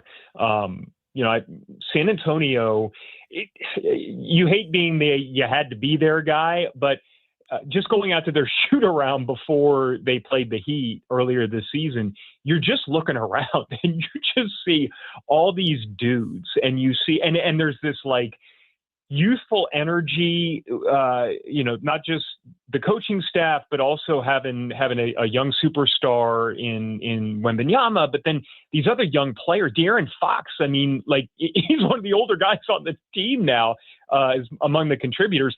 And then you look over and you see Kelly Olynyk and Harrison Barnes. And Harrison Barnes in particular is just such a perfect leader for that group. You look out, it's almost like he was almost babysitting isn't the right word, but he was looking down at these young guys like, man, look at all these guys. And they were giving him a hard time. There's just a dynamic with that team that I really like. And I think it's when you combine the talent and that sort of a dynamic, I absolutely think they can beat OKC. Almost sounds like you think they would beat OKC in a Western Conference Finals. I don't think the regular season was a fluke. And in the games they did have their number played, at the beginning of the season. Yeah.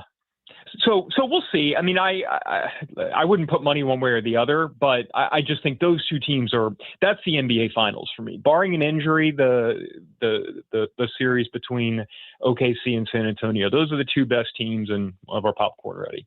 Let me just visit a couple of topics from today with Clay and see how he feels. I don't like chocolate ice cream, but I happen to like chocolate. I also love coffee, but I don't like coffee ice cream as well. How do you feel about those two topics? You are well within your rights to be wrong. Thank you. Wait a second. So that's fine. Right. So I don't dislike chocolate ice cream, but it's not one of my favorites. I do not like dark chocolate. Neither do I. Milk chocolate is wildly better than dark chocolate, right? Wildly better. Well, if I wanted that much bitter, I'd just go drink black coffee, which I do right. Anyway. So yeah, that if when I'm eating a dessert, it needs to be sweet. It's not like this halfway thing. So yeah, and that's another reason why There are a couple of creameries where you can get milk chocolate ice cream. They make they distinguish the milk chocolate from the other. And Sloan's that's at Meisner Park. There's a few Sloan's locations, but they have milk chocolate ice cream. And you're right. That's better than chocolate ice cream. Agreed. So that's the distinction there. I don't even think I've tried coffee ice cream just because it just doesn't sound good to me. I would much rather go with the sweeter version of the ice cream, and so I'm getting anything with I love a caramel swirl, salted caramel. I love cookie dough, love cookies and cream. Like the sweeter, the richer, the better. Yeah, I'm out on salted caramel. I think that was a one-day thing. And now everyone, salted caramel. I don't eat salt in the caramel. What about the movie Deepwater Horizon? Have you seen that? I have not. You have not? No. That would Are be you making no? that up? You have not seen Deepwater Horizon? I have not. I feel like you're making that up. I feel like you're that's a Mark combining Wahlberg three movie. different... It's a true story. It's a true story.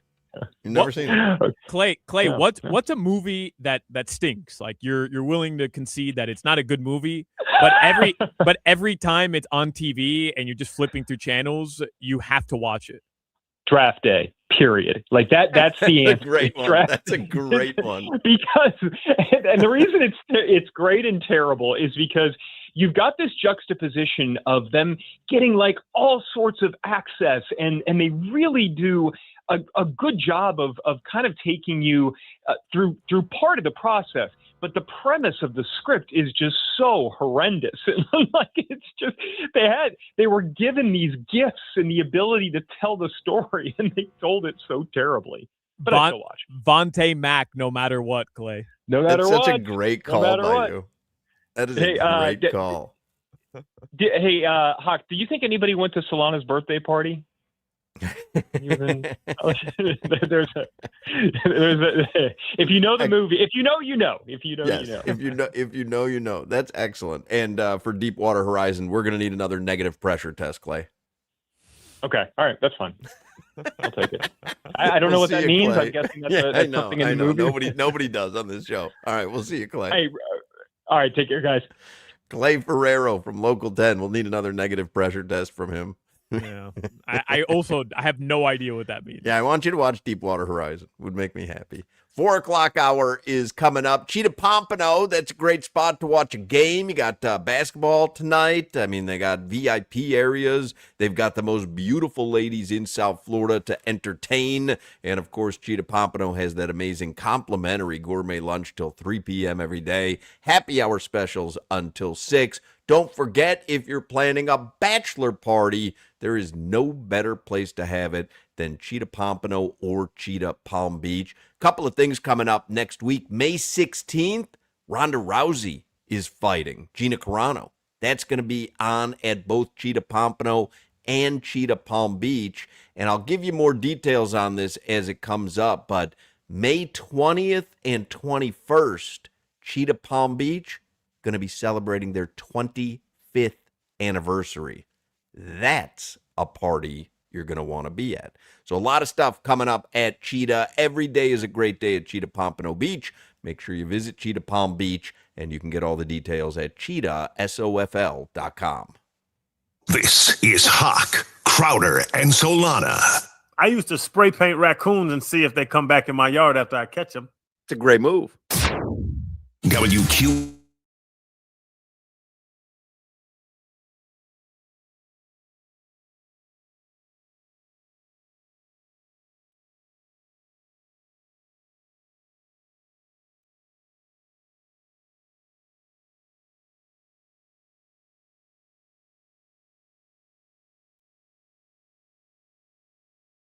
Filtered with our on-air hosts at Topicone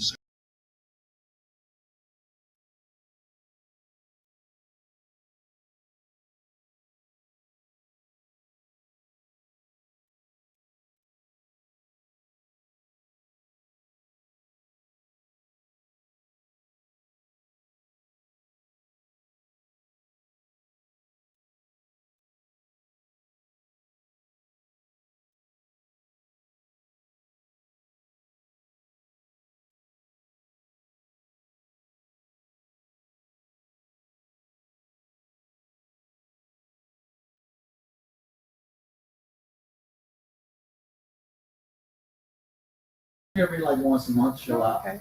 We used to hang out together. He's real good friends with other friends of mine, and we just got to become Right. social friends. So he's a good man. Hey. Hey, do you hear me? Yes, I do. Can you hear me? Yeah, we're in a commercial break right now. You are up with our streaming audience, just so you know. Perfect. We're in a commercial break. I just wanted to make sure you could hear me and that I could hear you as well. Fantastic. Awesome. You're going to be on with myself and Mark Hochman is our host. We call him Hawk, like the word hockey without the EY at the end. And I'm Alejandro Solana, Solana. Solana is what they call me. Okay. Solana. Okay. Yeah, Fantastic. Solana. Yeah. I see you got your cigar ready to go. Yeah, I got my cigar ready to go. I'm actually at a location. We have an event tonight. So I came in early so I didn't have to do this in the car. So perfect. Perfect. Well, you sound great. And I just want to make sure Izzy is okay. Izzy to that's Izzy? yes, Okay. that is my real name is Isola, but everybody messes it up. So I just go by Izzy. It just makes life simpler. All right. Love it. All right, Izzy, we'll be back in about 5 or so minutes. Is that cool? That's perfect. Awesome. All right. Thanks again. See you I'm gonna soon. put you behind the scenes and I'll bring you up once we're back. All right. Fantastic. Thank you.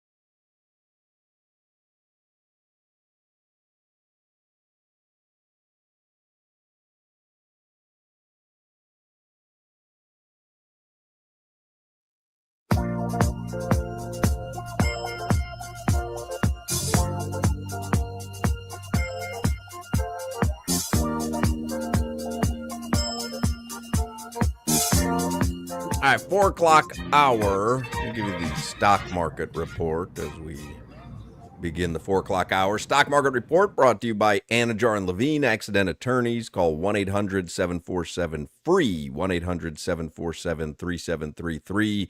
Dow Jones down 313 points today, a little over 0.5%.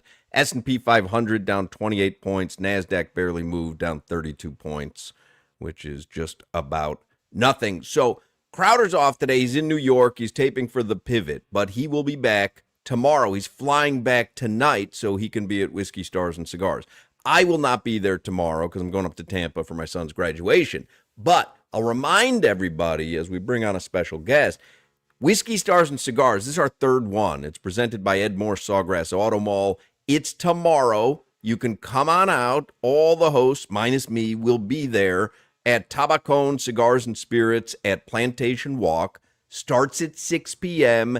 Davion Mitchell from the Heat is going to be there. Bernie, the Heat mascot, is going to be there. The Heat dancers are going to be there. So you come on out. Again, 6 p.m. Crowder and Solana and Jimmy will do the show live there from 2 till 6 at Tabacón. Opens to the public at 6. You come on out, enjoy a nice Scotch whiskey from Johnny Walker and a smooth cigar from Drew Estate. And it's a free event to get there. And then you just stop on by and have some fun with us tomorrow night. You can get all the info at WQAM.com. Must be 21 or older to enter Tabacón.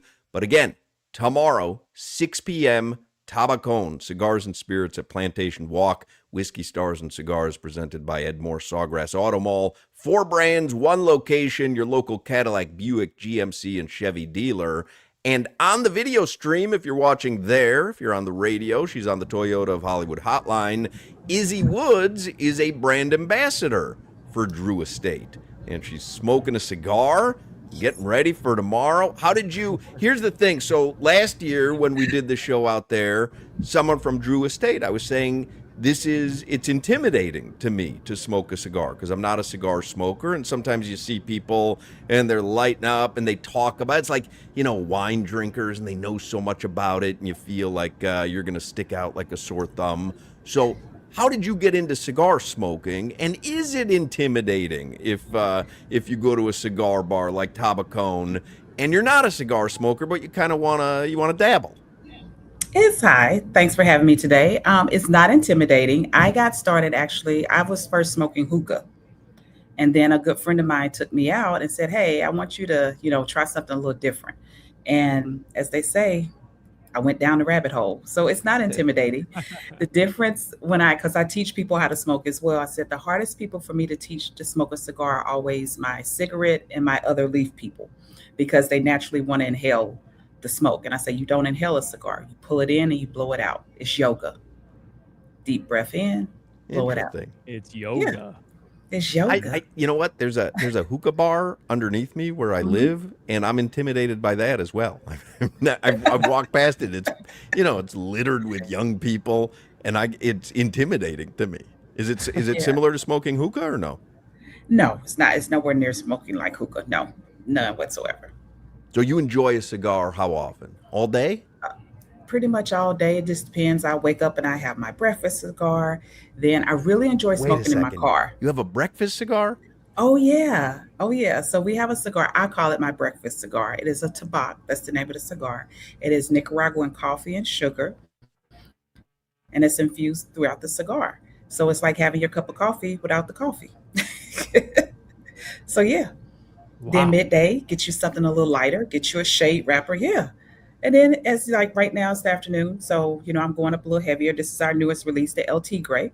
So this has got Dominican tobacco, a beautiful H99 Liga wrapper. It's just a lovely cigar. So.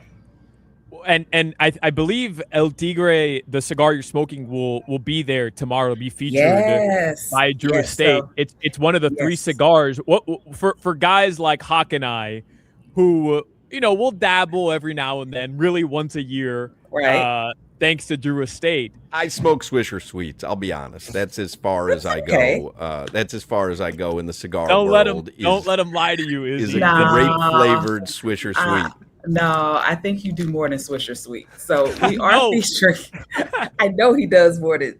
So tomorrow night we are featuring 3. The El Tigre is one, and then the next one is our another new release that we just came out this year, and that is the Buenos Noches.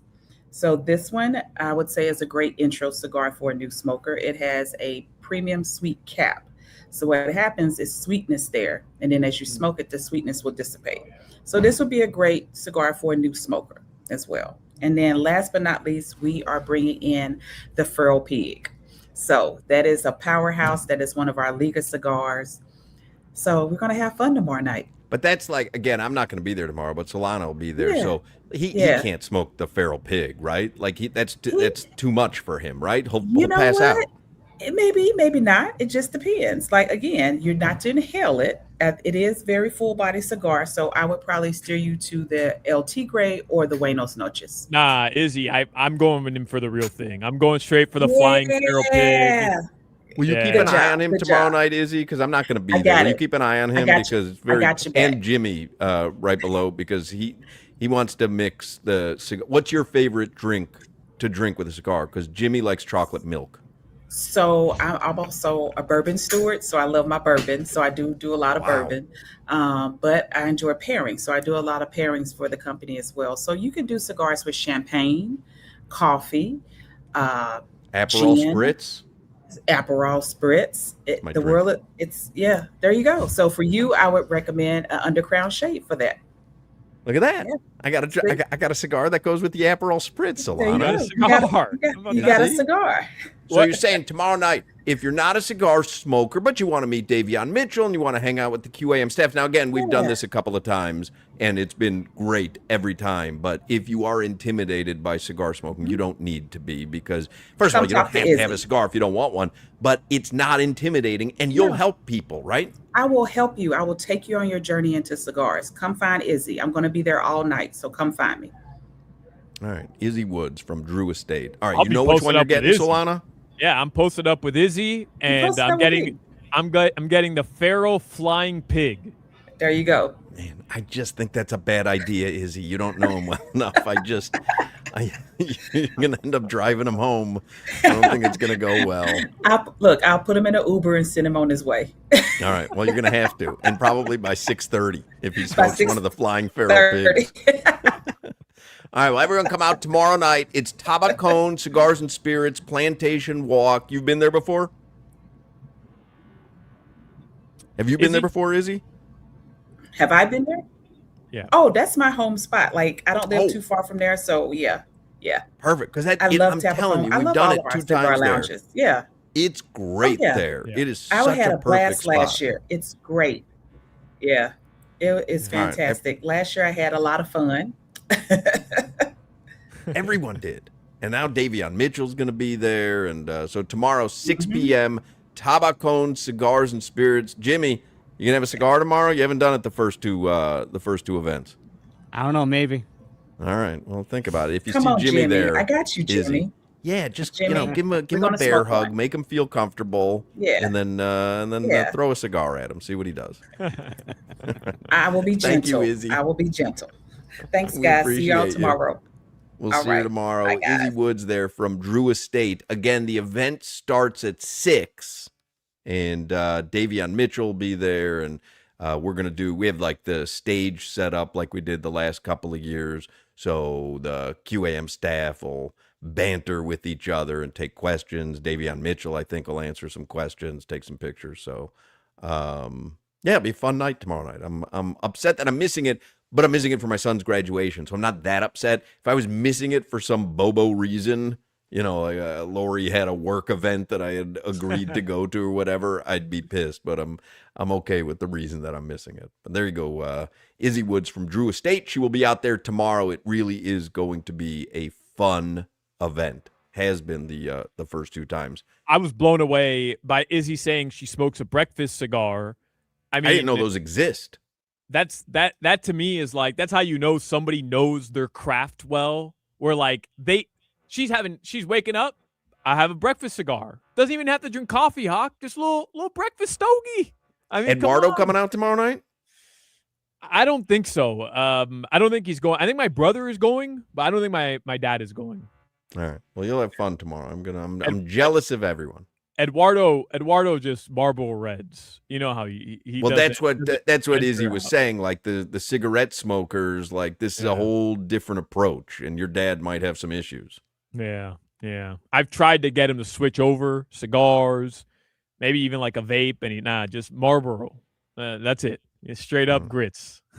Bring him home a feral pig. For sure. Definitely will. See if you can talk him into it. Jimmy, you be careful tomorrow, okay? Don't get pressured. I will. I'll be careful. All right, you be careful. You be careful too, Solana. Don't try to impress Izzy. Just do what you're.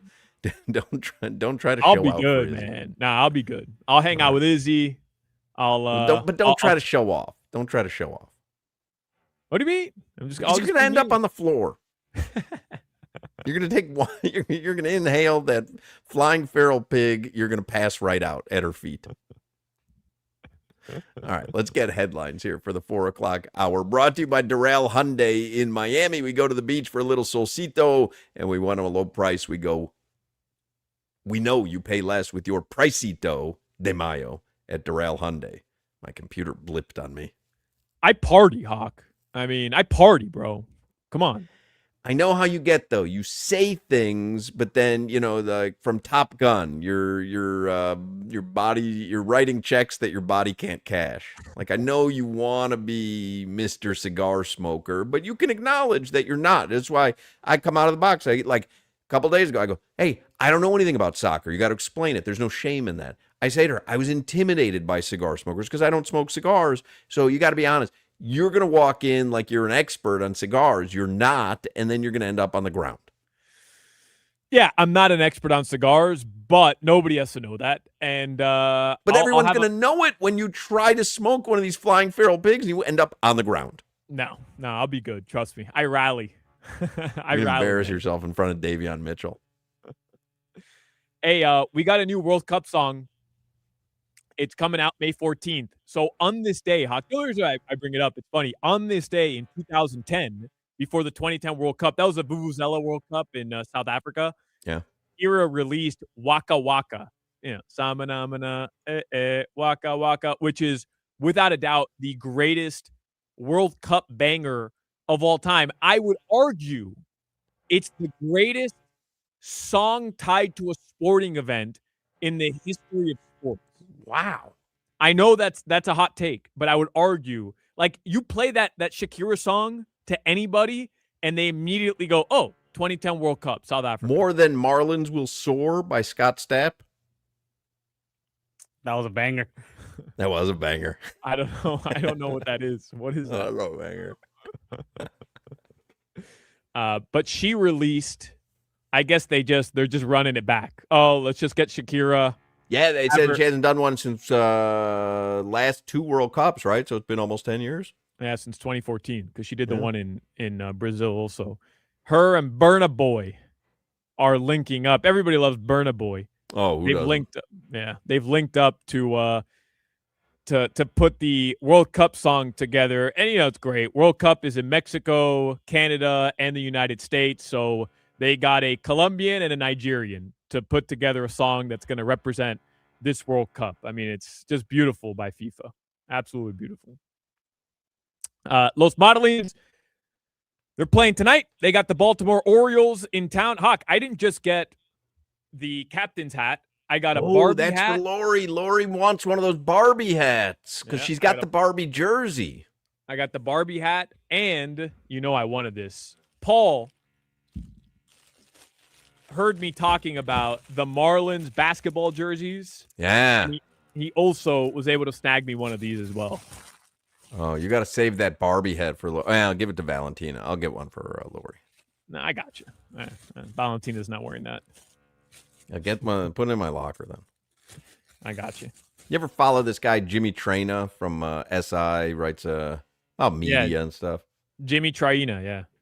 He tweets out, I just retweeted it. Hi, SiriusXM, longtime customer, love your service, will never cancel. But can you please stop the ridiculous nonsense of adding and taking away the Billy Joel channel every couple of months and just leave it permanently? Totally agree. Drove down to the radio station today. I'm listening to what I thought was going to be the Billy Joel channel. Now it's called Hotel California. I got to drive up to Tampa tomorrow morning. I need my Billy Joel channel. But I don't understand. Why are they taking the Billy Joel channel away? Like, they only use it as like a limited engagement channel. But, I mean, come on. You got Jimmy Buffett, 24/7, 365. Got Pearl Jam, Tom Petty, U2. Billy Joel's got a better catalog than any of them. that's crazy to me. They have Pearl Jam like year-round, but they don't have a Billy Joel year-round channel? Crazy. Insulting. How do they decide that, by the way? Like, how do they decide that this person is getting a Sirius XM channel? I have no idea. Is Pearl Jam that popular that they have their own Sirius XM channel? I guess so. That's crazy. I don't think I could name you one Pearl Jam song. Even flow. Why don't you listen to the Pitbull radio station? I do listen to Pitbull. You listen to Pitbull every now and then? Yeah. DJ Zog's on there a lot.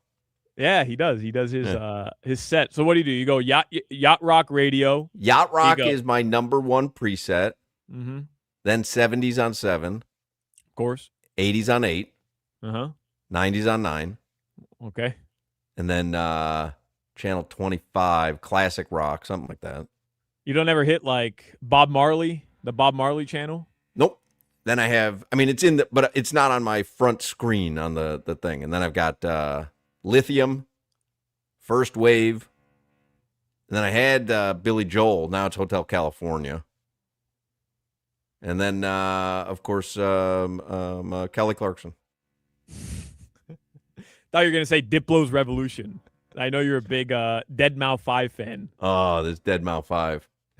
Big fan.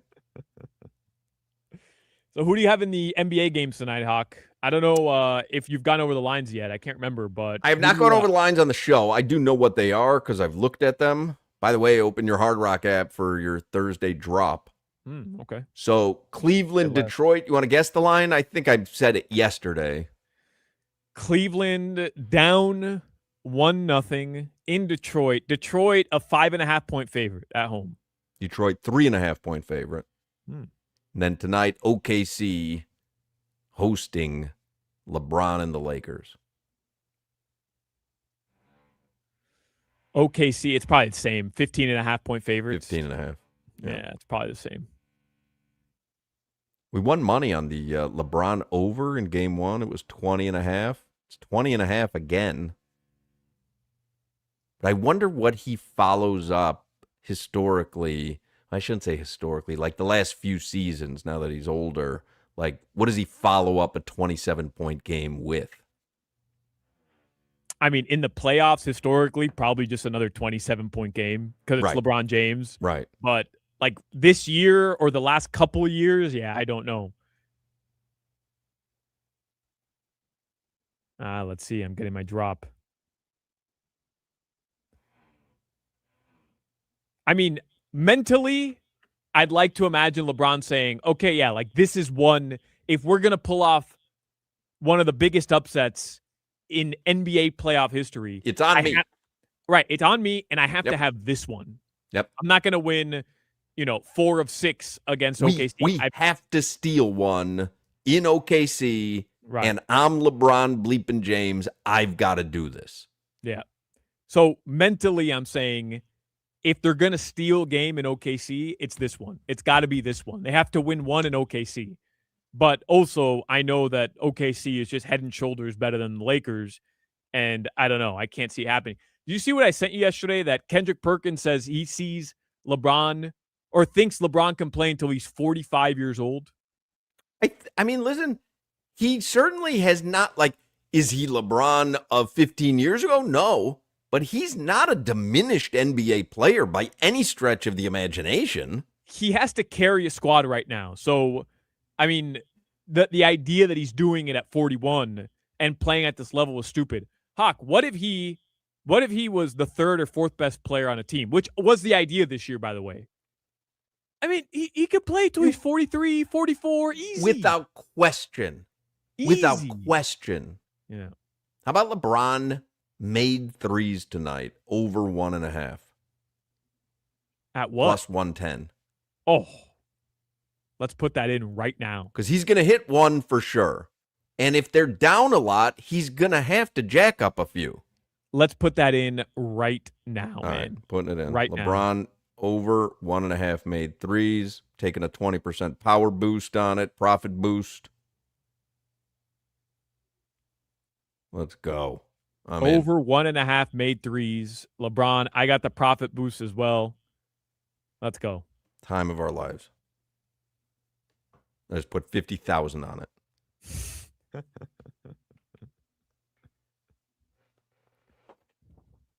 Jimmy, you falling asleep? No, I'm good. All right. Looked like he was falling asleep. I'm not even kidding you. It looked like he had dozed off. 100%. And when I said that, you kind of jerked your head. Were you up late last night? No. I would love to watch like a reality show where a camera just follows Jimmy around and see like what you do when you go home, when you leave the studio, what exactly you're up to. Because I don't know. I have no idea. Right. Like he could just as likely be at a casino or a strip club or have a second job at a bowling alley. Like you just have no idea. Still thinking about that orange juice situation, huh? Oh, he's going to beat 100%. himself up over it for a couple of days. Sorry, man. That's tough. Because you got the entire building, and you went and you just sprayed OJ everywhere in that kitchen. Yeah. Who cleaned that up, by the way? I helped out. I helped out cleaning it up. You help out, Hawk? No, I don't know. Oh, no, not Hawk. No, I helped out. I was across the way. So you spilled all that OJ and you let other people clean it up? No. I helped. Okay. My buddy Justin texted me, that has to be rage bait that Solana doesn't know a Pearl Jam song. I don't know. But a bunch of people on the text Pearl line are just outraged that you don't know a Pearl Jam song. I don't know a single Pearl Jam. I'm sure if Jimmy played one or two, I would know them. Yeah, Even Flow, Jeremy. No. Who's Don't Jeremy? call me daughter. Jeremy Lin? Yeah.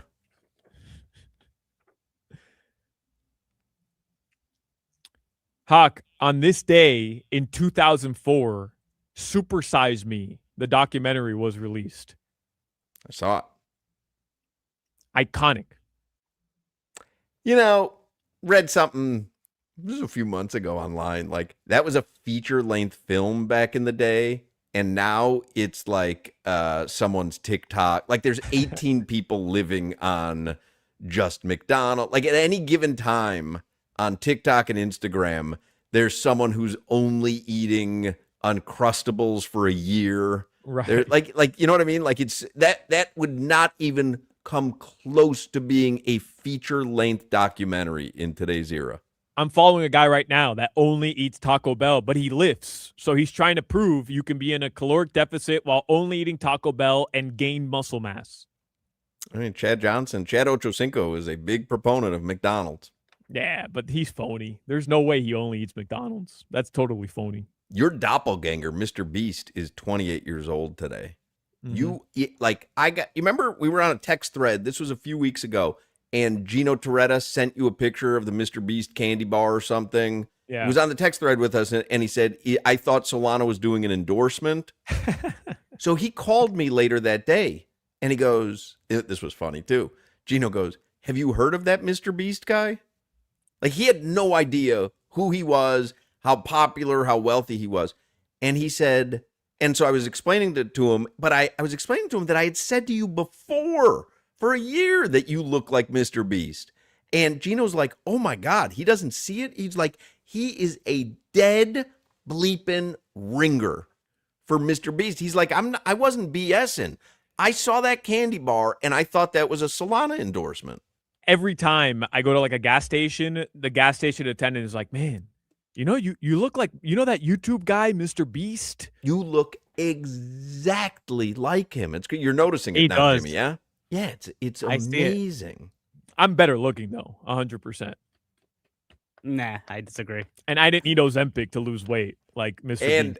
And by the way, you can't be good looking more than him because he's got $1 billion in the bank. What, you think that takes him over the edge a little bit? Yes, his rectum is better looking than your face because he has $1 billion in the bank. Maybe like you can hire those impersonators, or not impersonators, but like a fake Trump to show up at your event, or like you a fake could be Michael fake Jackson. Mr. Beast. I could be fake Mr. Beast. You I mean, 100% could. Oh my God, you would kill it at like 13-year-old birthday parties for boys. Right, Why but would Mr. you wanna Beast be there? Yeah. And throw around like fake money. Yeah, you do the Well, whole. that's the You thing. bring his candy bars. I've thought about this, right? Like Mr. Beast, he shows up on these YouTube videos and he's just like, he's exploding a spaceship, and like a school bus is just running through a building, and on the other side it's like a giraffe. And like how would I pull off Right. some sort of big stunt without having billions of dollars as backing, so that I could be hired, but meanwhile I'm still holding up like the enthusiasm of being Mr. Beast. And yeah, it's chocolate bars, but what do I do? Show up with a school bus full of chocolate bars? But you should go on Cameo as Mr. Least. Like, be a parody of Mr. Beast, and you charge, whatever. You charge $14 for a cameo, and you're Mr. Least. Mm-hmm. Yeah, I've been Mr. Least for 8 years with my fiance. Well, you might as well make some money off it. Yeah. All right, I'll brainstorm a little bit. I'll get back. Put it on the circle back list. Okay. Yeah. Solana impersonates Mr. Beast as Mr. Least. It's done. Marlins tonight, 6:40 p.m. They play the Baltimore Orioles. Let's see if they can win. They've lost 4 straight. Get it together, McCullough. Let's go. Yeah, come on. Being cutesy with the call-ups, call-downs. I mean, what are we doing here? Hey, let Max Meyer throw more than 60 pitches tonight. Enough taking out our pitchers all the time. That's at 6:40 again. Pre-game show with Steven Strom starts at 6, and then Jack McMullen will be on the call 6:40 right here on FM 104.3 WQA. It's a big one tonight because of the pitcher. Right? Oh no, it's Max Meyer tonight. So who's the pitcher tomorrow? Is that the Snelling guy? Yeah, it's the guy everybody's waiting for. Yeah. That's who they called up. Yeah. All right, Hawk, your weather in South Florida right now, it is 88 degrees. It's hot, man. Tonight, the lows are going to drop into the mid to upper 70s. This weather report is brought to you by Tornado Roofing and Contracting. Storm season is coming. Make sure your home is ready. Get your free roof and window estimate today. Visit tornadoroofing.com. All right, I was talking about the Hard Rock app there, and we were going over some of the lines. The Hard Rock Bet Party is on, and you're on the guest list. Sign up and bet $5 on any game. If it wins, you also score $150 in bonus bets. So you got a winning bet, and you got a boosted bankroll. That's how you get the party started. Payable in bonus bets, not a cash offer. NBA playoffs tonight, 2 games. I mean, we put in LeBron over 1.5 made threes. However you want to work it up. You can do someone to drop 30 or over on points, or you could do a double-double or rebounds. However you draw it up, Hard Rock Bet gives you tons of ways to stack your picks into an epic same-game parlay. And, of course, you want to test your playoff puck luck on Hard Rock Bet, Florida's only legal sports book. From puck lines and totals to player props and same-game parlays, every night is a shot to light the lamp on Hard Rock Bet. And Hard Rock Bet isn't just a sportsbook app with all the features you love, like same-game parlays and live betting. It also gives you new promos daily. So if you have the Hard Rock Bet app, and I said it at the beginning of the hour, they do the Thursday drops. It's free stuff. Sometimes it's a risk-free bet. Sometimes it's a profit boost. Open up your Hard Rock Bet app. Get your Thursday drop. See what's waiting for you today. You got the 328 fights going down on Saturday. You could step into the cage on Hard Rock Bet. Maybe you're stacking underdogs for a big payday, or you're betting on knockouts. Hard Rock Bet is Florida's way to bet MMA. It all starts with you downloading the Hard Rock Bet app right now. It's offered by the Seminole Tribe of Florida. Must be 21 plus and physically present in Florida to wager. Terms and conditions apply. Concerned about your gambling? Call or text 1-833-PLAY-WISE. This is Hawk, Crowder, and Solana. Jimmy, you know how to make a hot tea? No, I do not. You know the ingredients of tea. Water.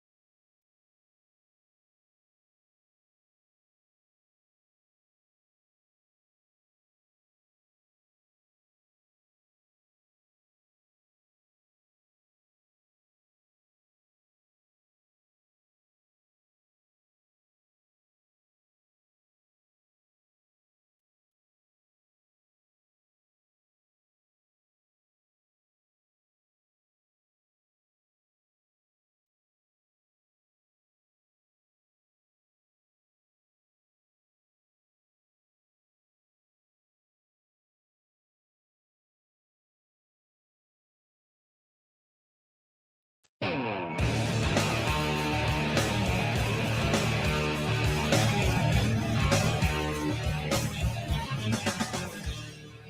know that song, Solana?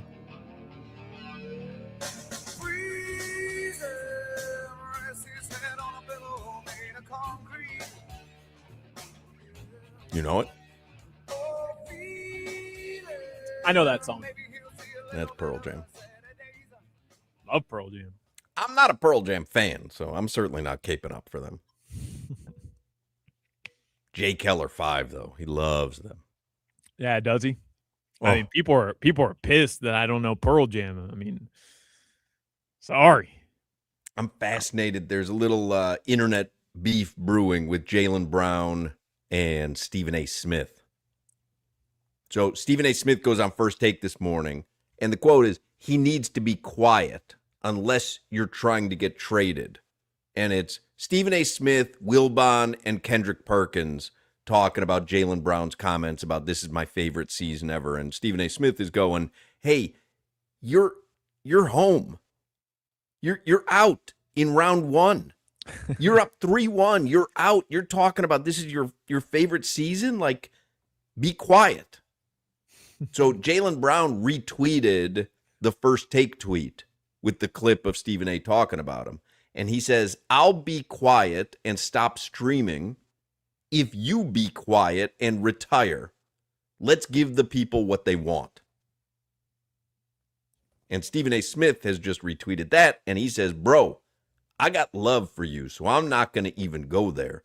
Folks are looking out for you, and you don't even realize it. Here you are making this kind of noise, and it hasn't even been a week since you lost a 3-1 lead. You're home, a champion, and a finals MVP saying his favorite season is this season, the season he's home in the first round. This is not about me. It's about you and what you said. Enjoy your off season.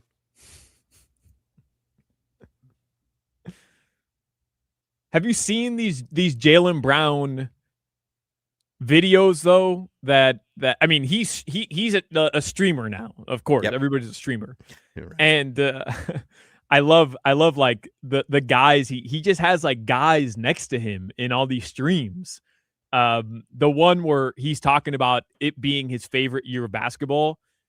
I mean, have you seen the actual video clip of that? He just has like 3 dudes that are like dressed in head to toe in like Celtics gear, and they're just like hanging out with him. It's a weird situation, but Hawk, the day after they lost Game 7, he was on stream. He's like on Twitch or whatever, and he's clipping like different plays, and he's saying, "Oh, this should have been a foul," and he's bitching about Joel Embiid and how he's flopping, and he's bitching about how Tyrese Maxey gets away with push-offs, and it's always called an offensive foul on him. And he had like a major crash out on stream the following day from Game 7 because they lost.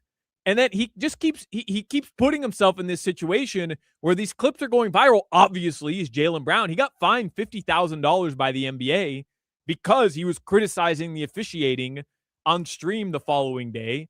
Yeah, like he's making an ass of himself right now. Well, you know, you say he's making an ass of himself, and he's saying I'm building an audience. And I mean, Draymond Green's a perfect example. Like, he pisses people off, and I don't know if you saw what happened last night on the Inside the NBA show where he had a snide comment about Barkley. But Draymond Green has built himself a really good career with Colin Cowherd's The Volume site, and he's going to have a broadcast career. And I imagine guys like Jaylen Brown are looking at that and going, I could be Draymond Green, and I'm better. I'm better at basketball. Like, Draymond Green, great at basketball, but he's a good mouth runner.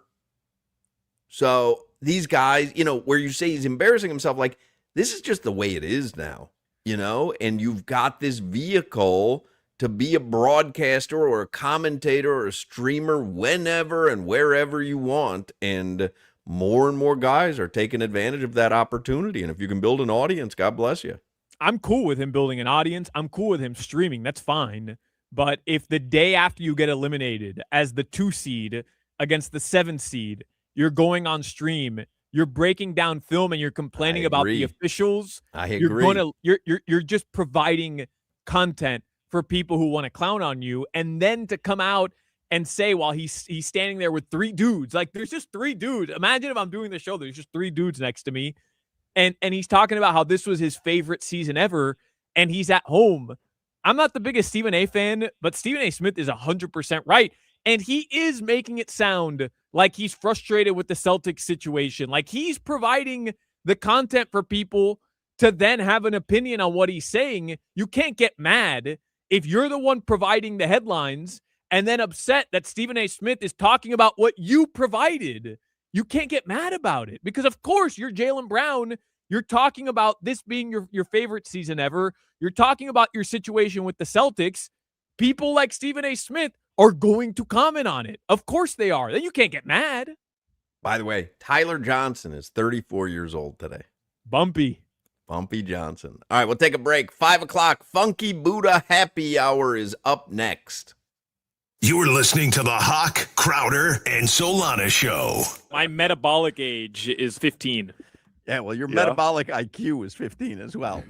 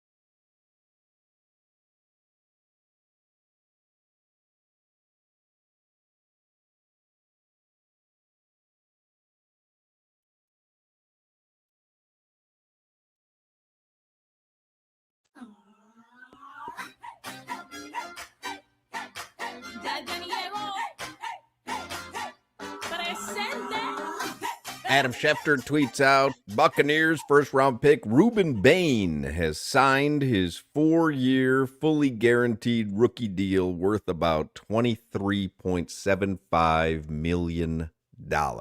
Tampa Bain. It's official. Reuben Bain is now a wealthy man. 5 o'clock hour is the Funky Buddha Happy Hour. And don't forget, Sunday is Mother's Day. There is a wildly exciting brunch coming up at the Funky Buddha Tap Room in Oakland Park on Sunday. Moms can enjoy free bottomless mimosas, beers, and beer mimosas alongside delectable brunch specials from 11 a.m. till 3 p.m. Reservations are recommended. I would go to funkybuddha.com or Open Table. And then moms can also upgrade to their premium brunch, which includes bottomless Aperol Spritz and espresso martinis for $15. So want something fun and exciting for mom on Mother's Day this Sunday? Funky Buddha in Oakland Park is the place to be. All right, let's get headlines here for the 5 o'clock Funky Buddha Happy Hour with Alejandro Solana, brought to you by Doral Hyundai. In Miami, we go to the beach for a little solcito, and when we want a low price, we know you pay less with your Pricito de Mayo at Doral Hyundai. Hawk, I'm not trying to make a joke about the hantavirus because we learned our lesson, right? But this is a hilarious tweet that I just saw. Please, God, do not ask Rudy Gobert about the hantavirus. That's a funny tweet. Yeah, that's good. And if anybody wants to start planning early, the Miami Heat, they have announced their 3-game home preseason schedule. I saw this. Tickets are now available. Well, very exciting for you. October 8th, the Pelicans will be in town. Yeah. Revenge game for Zion. Why is that a revenge game? Because we'll be playing for the Heat. Oh. Why did you think? Thought it was obvious. I couldn't figure it out. Would you be happy if they got Zion? Would I be happy? Yeah, I'd be thrilled. Well, I'm not saying you as in you. I'm saying, like, would Heat fans be happy if they traded for Zion? Heat fans, if you got him for nothing, yes. If you had to give up anything of value, no. Yeah, I think I'm with you. But I would take him. I would take a flyer on him. Who was it? Greg Oden. They took a flyer on Greg Oden when he was all done. Yeah, but Zion's much younger than when they got Greg Oden. That was totally different, though. Like, literally, Greg Oden's career was done. Yep. Zion played a lot of games last year, man. Hey, man, when he's healthy, that dude's an unstoppable force. You know how I feel about him. Yeah, but look, Crowder's not here. We can be serious about this entire conversation. Unstoppable force is a choice. He is when he's healthy and in his bag, he is an unstoppable force. If you can get him for basically nothing, would you rather have Ja Morant or Zion Williamson on the Heat? Wow, for nothing? I mean, Ja. Netflix and YouTube, you know how ESPN they purchased NFL Network, I believe. And apparently they had to give back a couple NFL games. Netflix and YouTube are going to split the games. I was reading on Yahoo this morning. So more streaming for NFL games. It is what it is. It's going to happen. So confusing. I have such a tough time sometimes finding the NBA playoff games. Do you really, though? I understand why people do, but you do. I mean, you have Peacock. You turn on Peacock. Well, but the thing is, if I'm watching the DirecTV stream, now I got to exit, enter a new app. Like, it's just not convenient is more my point of not being able to find it. Yeah, I'm with you there. Like, I can't hit, previous channel. Right. Today, I'm pretty sure Cavs Pistons is on Prime. And yeah, they're both games are on Prime tonight. Both games. Which is it's annoying. Because if you do want to flip back then I'm and just forth, locked into Prime for the whole night. I can't flip between the Marlins game and that. Like it becomes a whole thing. Yeah, it's too much. But clearly, the NBA didn't suffer in terms of people watching because they had their highest viewing audience ever. Highest viewership numbers are since like 1998 or whatever it was, with all these games on Peacock and Prime and NBC. And so clearly, like, they're not suffering because of it. No, because, I mean, obviously, you got to do what you got to do. But I find it to be much less convenient when everything I have is on DirecTV stream, except the basketball game, which is on Amazon Prime. And then, it's just like, it's annoying. So we talked about it earlier. Notre Dame, it has been announced that game will be played on NBC, and it'll be a 7:30 p.m. kickoff from South Bend, Indiana. Hawk, you grew up in Chicago. Have you ever gone to the Notre Dame Stadium? No. The house that Rudy built? You never went? No, I have not. I've never been to Lambeau Field in Wisconsin. You're not like a stadium guy. Yeah, not so much. Huh. Because that's like a sports fan. You want to go to Wrigley. You want to go to Fenway. You want to go to Yankee Stadium. You want to go to Notre Dame Stadium, Lambeau Field. There's like certain stadiums that are bucket list items for sports fans. I feel like you have no interest in any of that. Yeah, I've been to Fenway. We did, like, if I'm in the city, I want to see it. But, I've never been to Yankee Stadium. Never been to South Bend. Never been to Lambeau. You'd be down to go get a Dodger dog, though, in L.A. I got one in Vero Beach when they used to train up there. I don't think that counts, though. Well, it's a Dodger dog. I mean, it says it right there on the concession stand. Right, but you're not having a Dodger dog in L.A. at Dodger Stadium. I don't think it counts. But I'm having it at Dodger Stadium in Vero Beach. I'm watching the Dodgers play. It's a Dodger dog. It doesn't work that way, bro. It doesn't work that way. Okay, but I think it does. If I'm having, I don't know, tiramisu in Miami, is it authentic tiramisu from Italy? Even if I'm at an Italian restaurant? I'm at a Dodgers spring training game. The concession stand says Dodger dog. What are you telling me? I didn't eat it? No, it's not the authentic dog. It's a from Dodger LA. dog. The Dodgers are selling it. All right. But I'll remember that. Next time you say you've had a Dodger dog, I'll remember you have not had a Dodger dog. We do go to Italy in every city, though. That I find that I have to do. Delicious. Never been. Never been to Italy?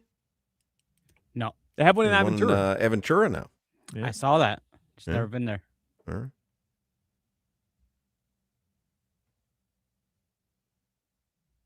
Aventura Mall is nuts. I drove by there the other day. It's insane. It's insane. It's one of the greatest malls you will ever walk into.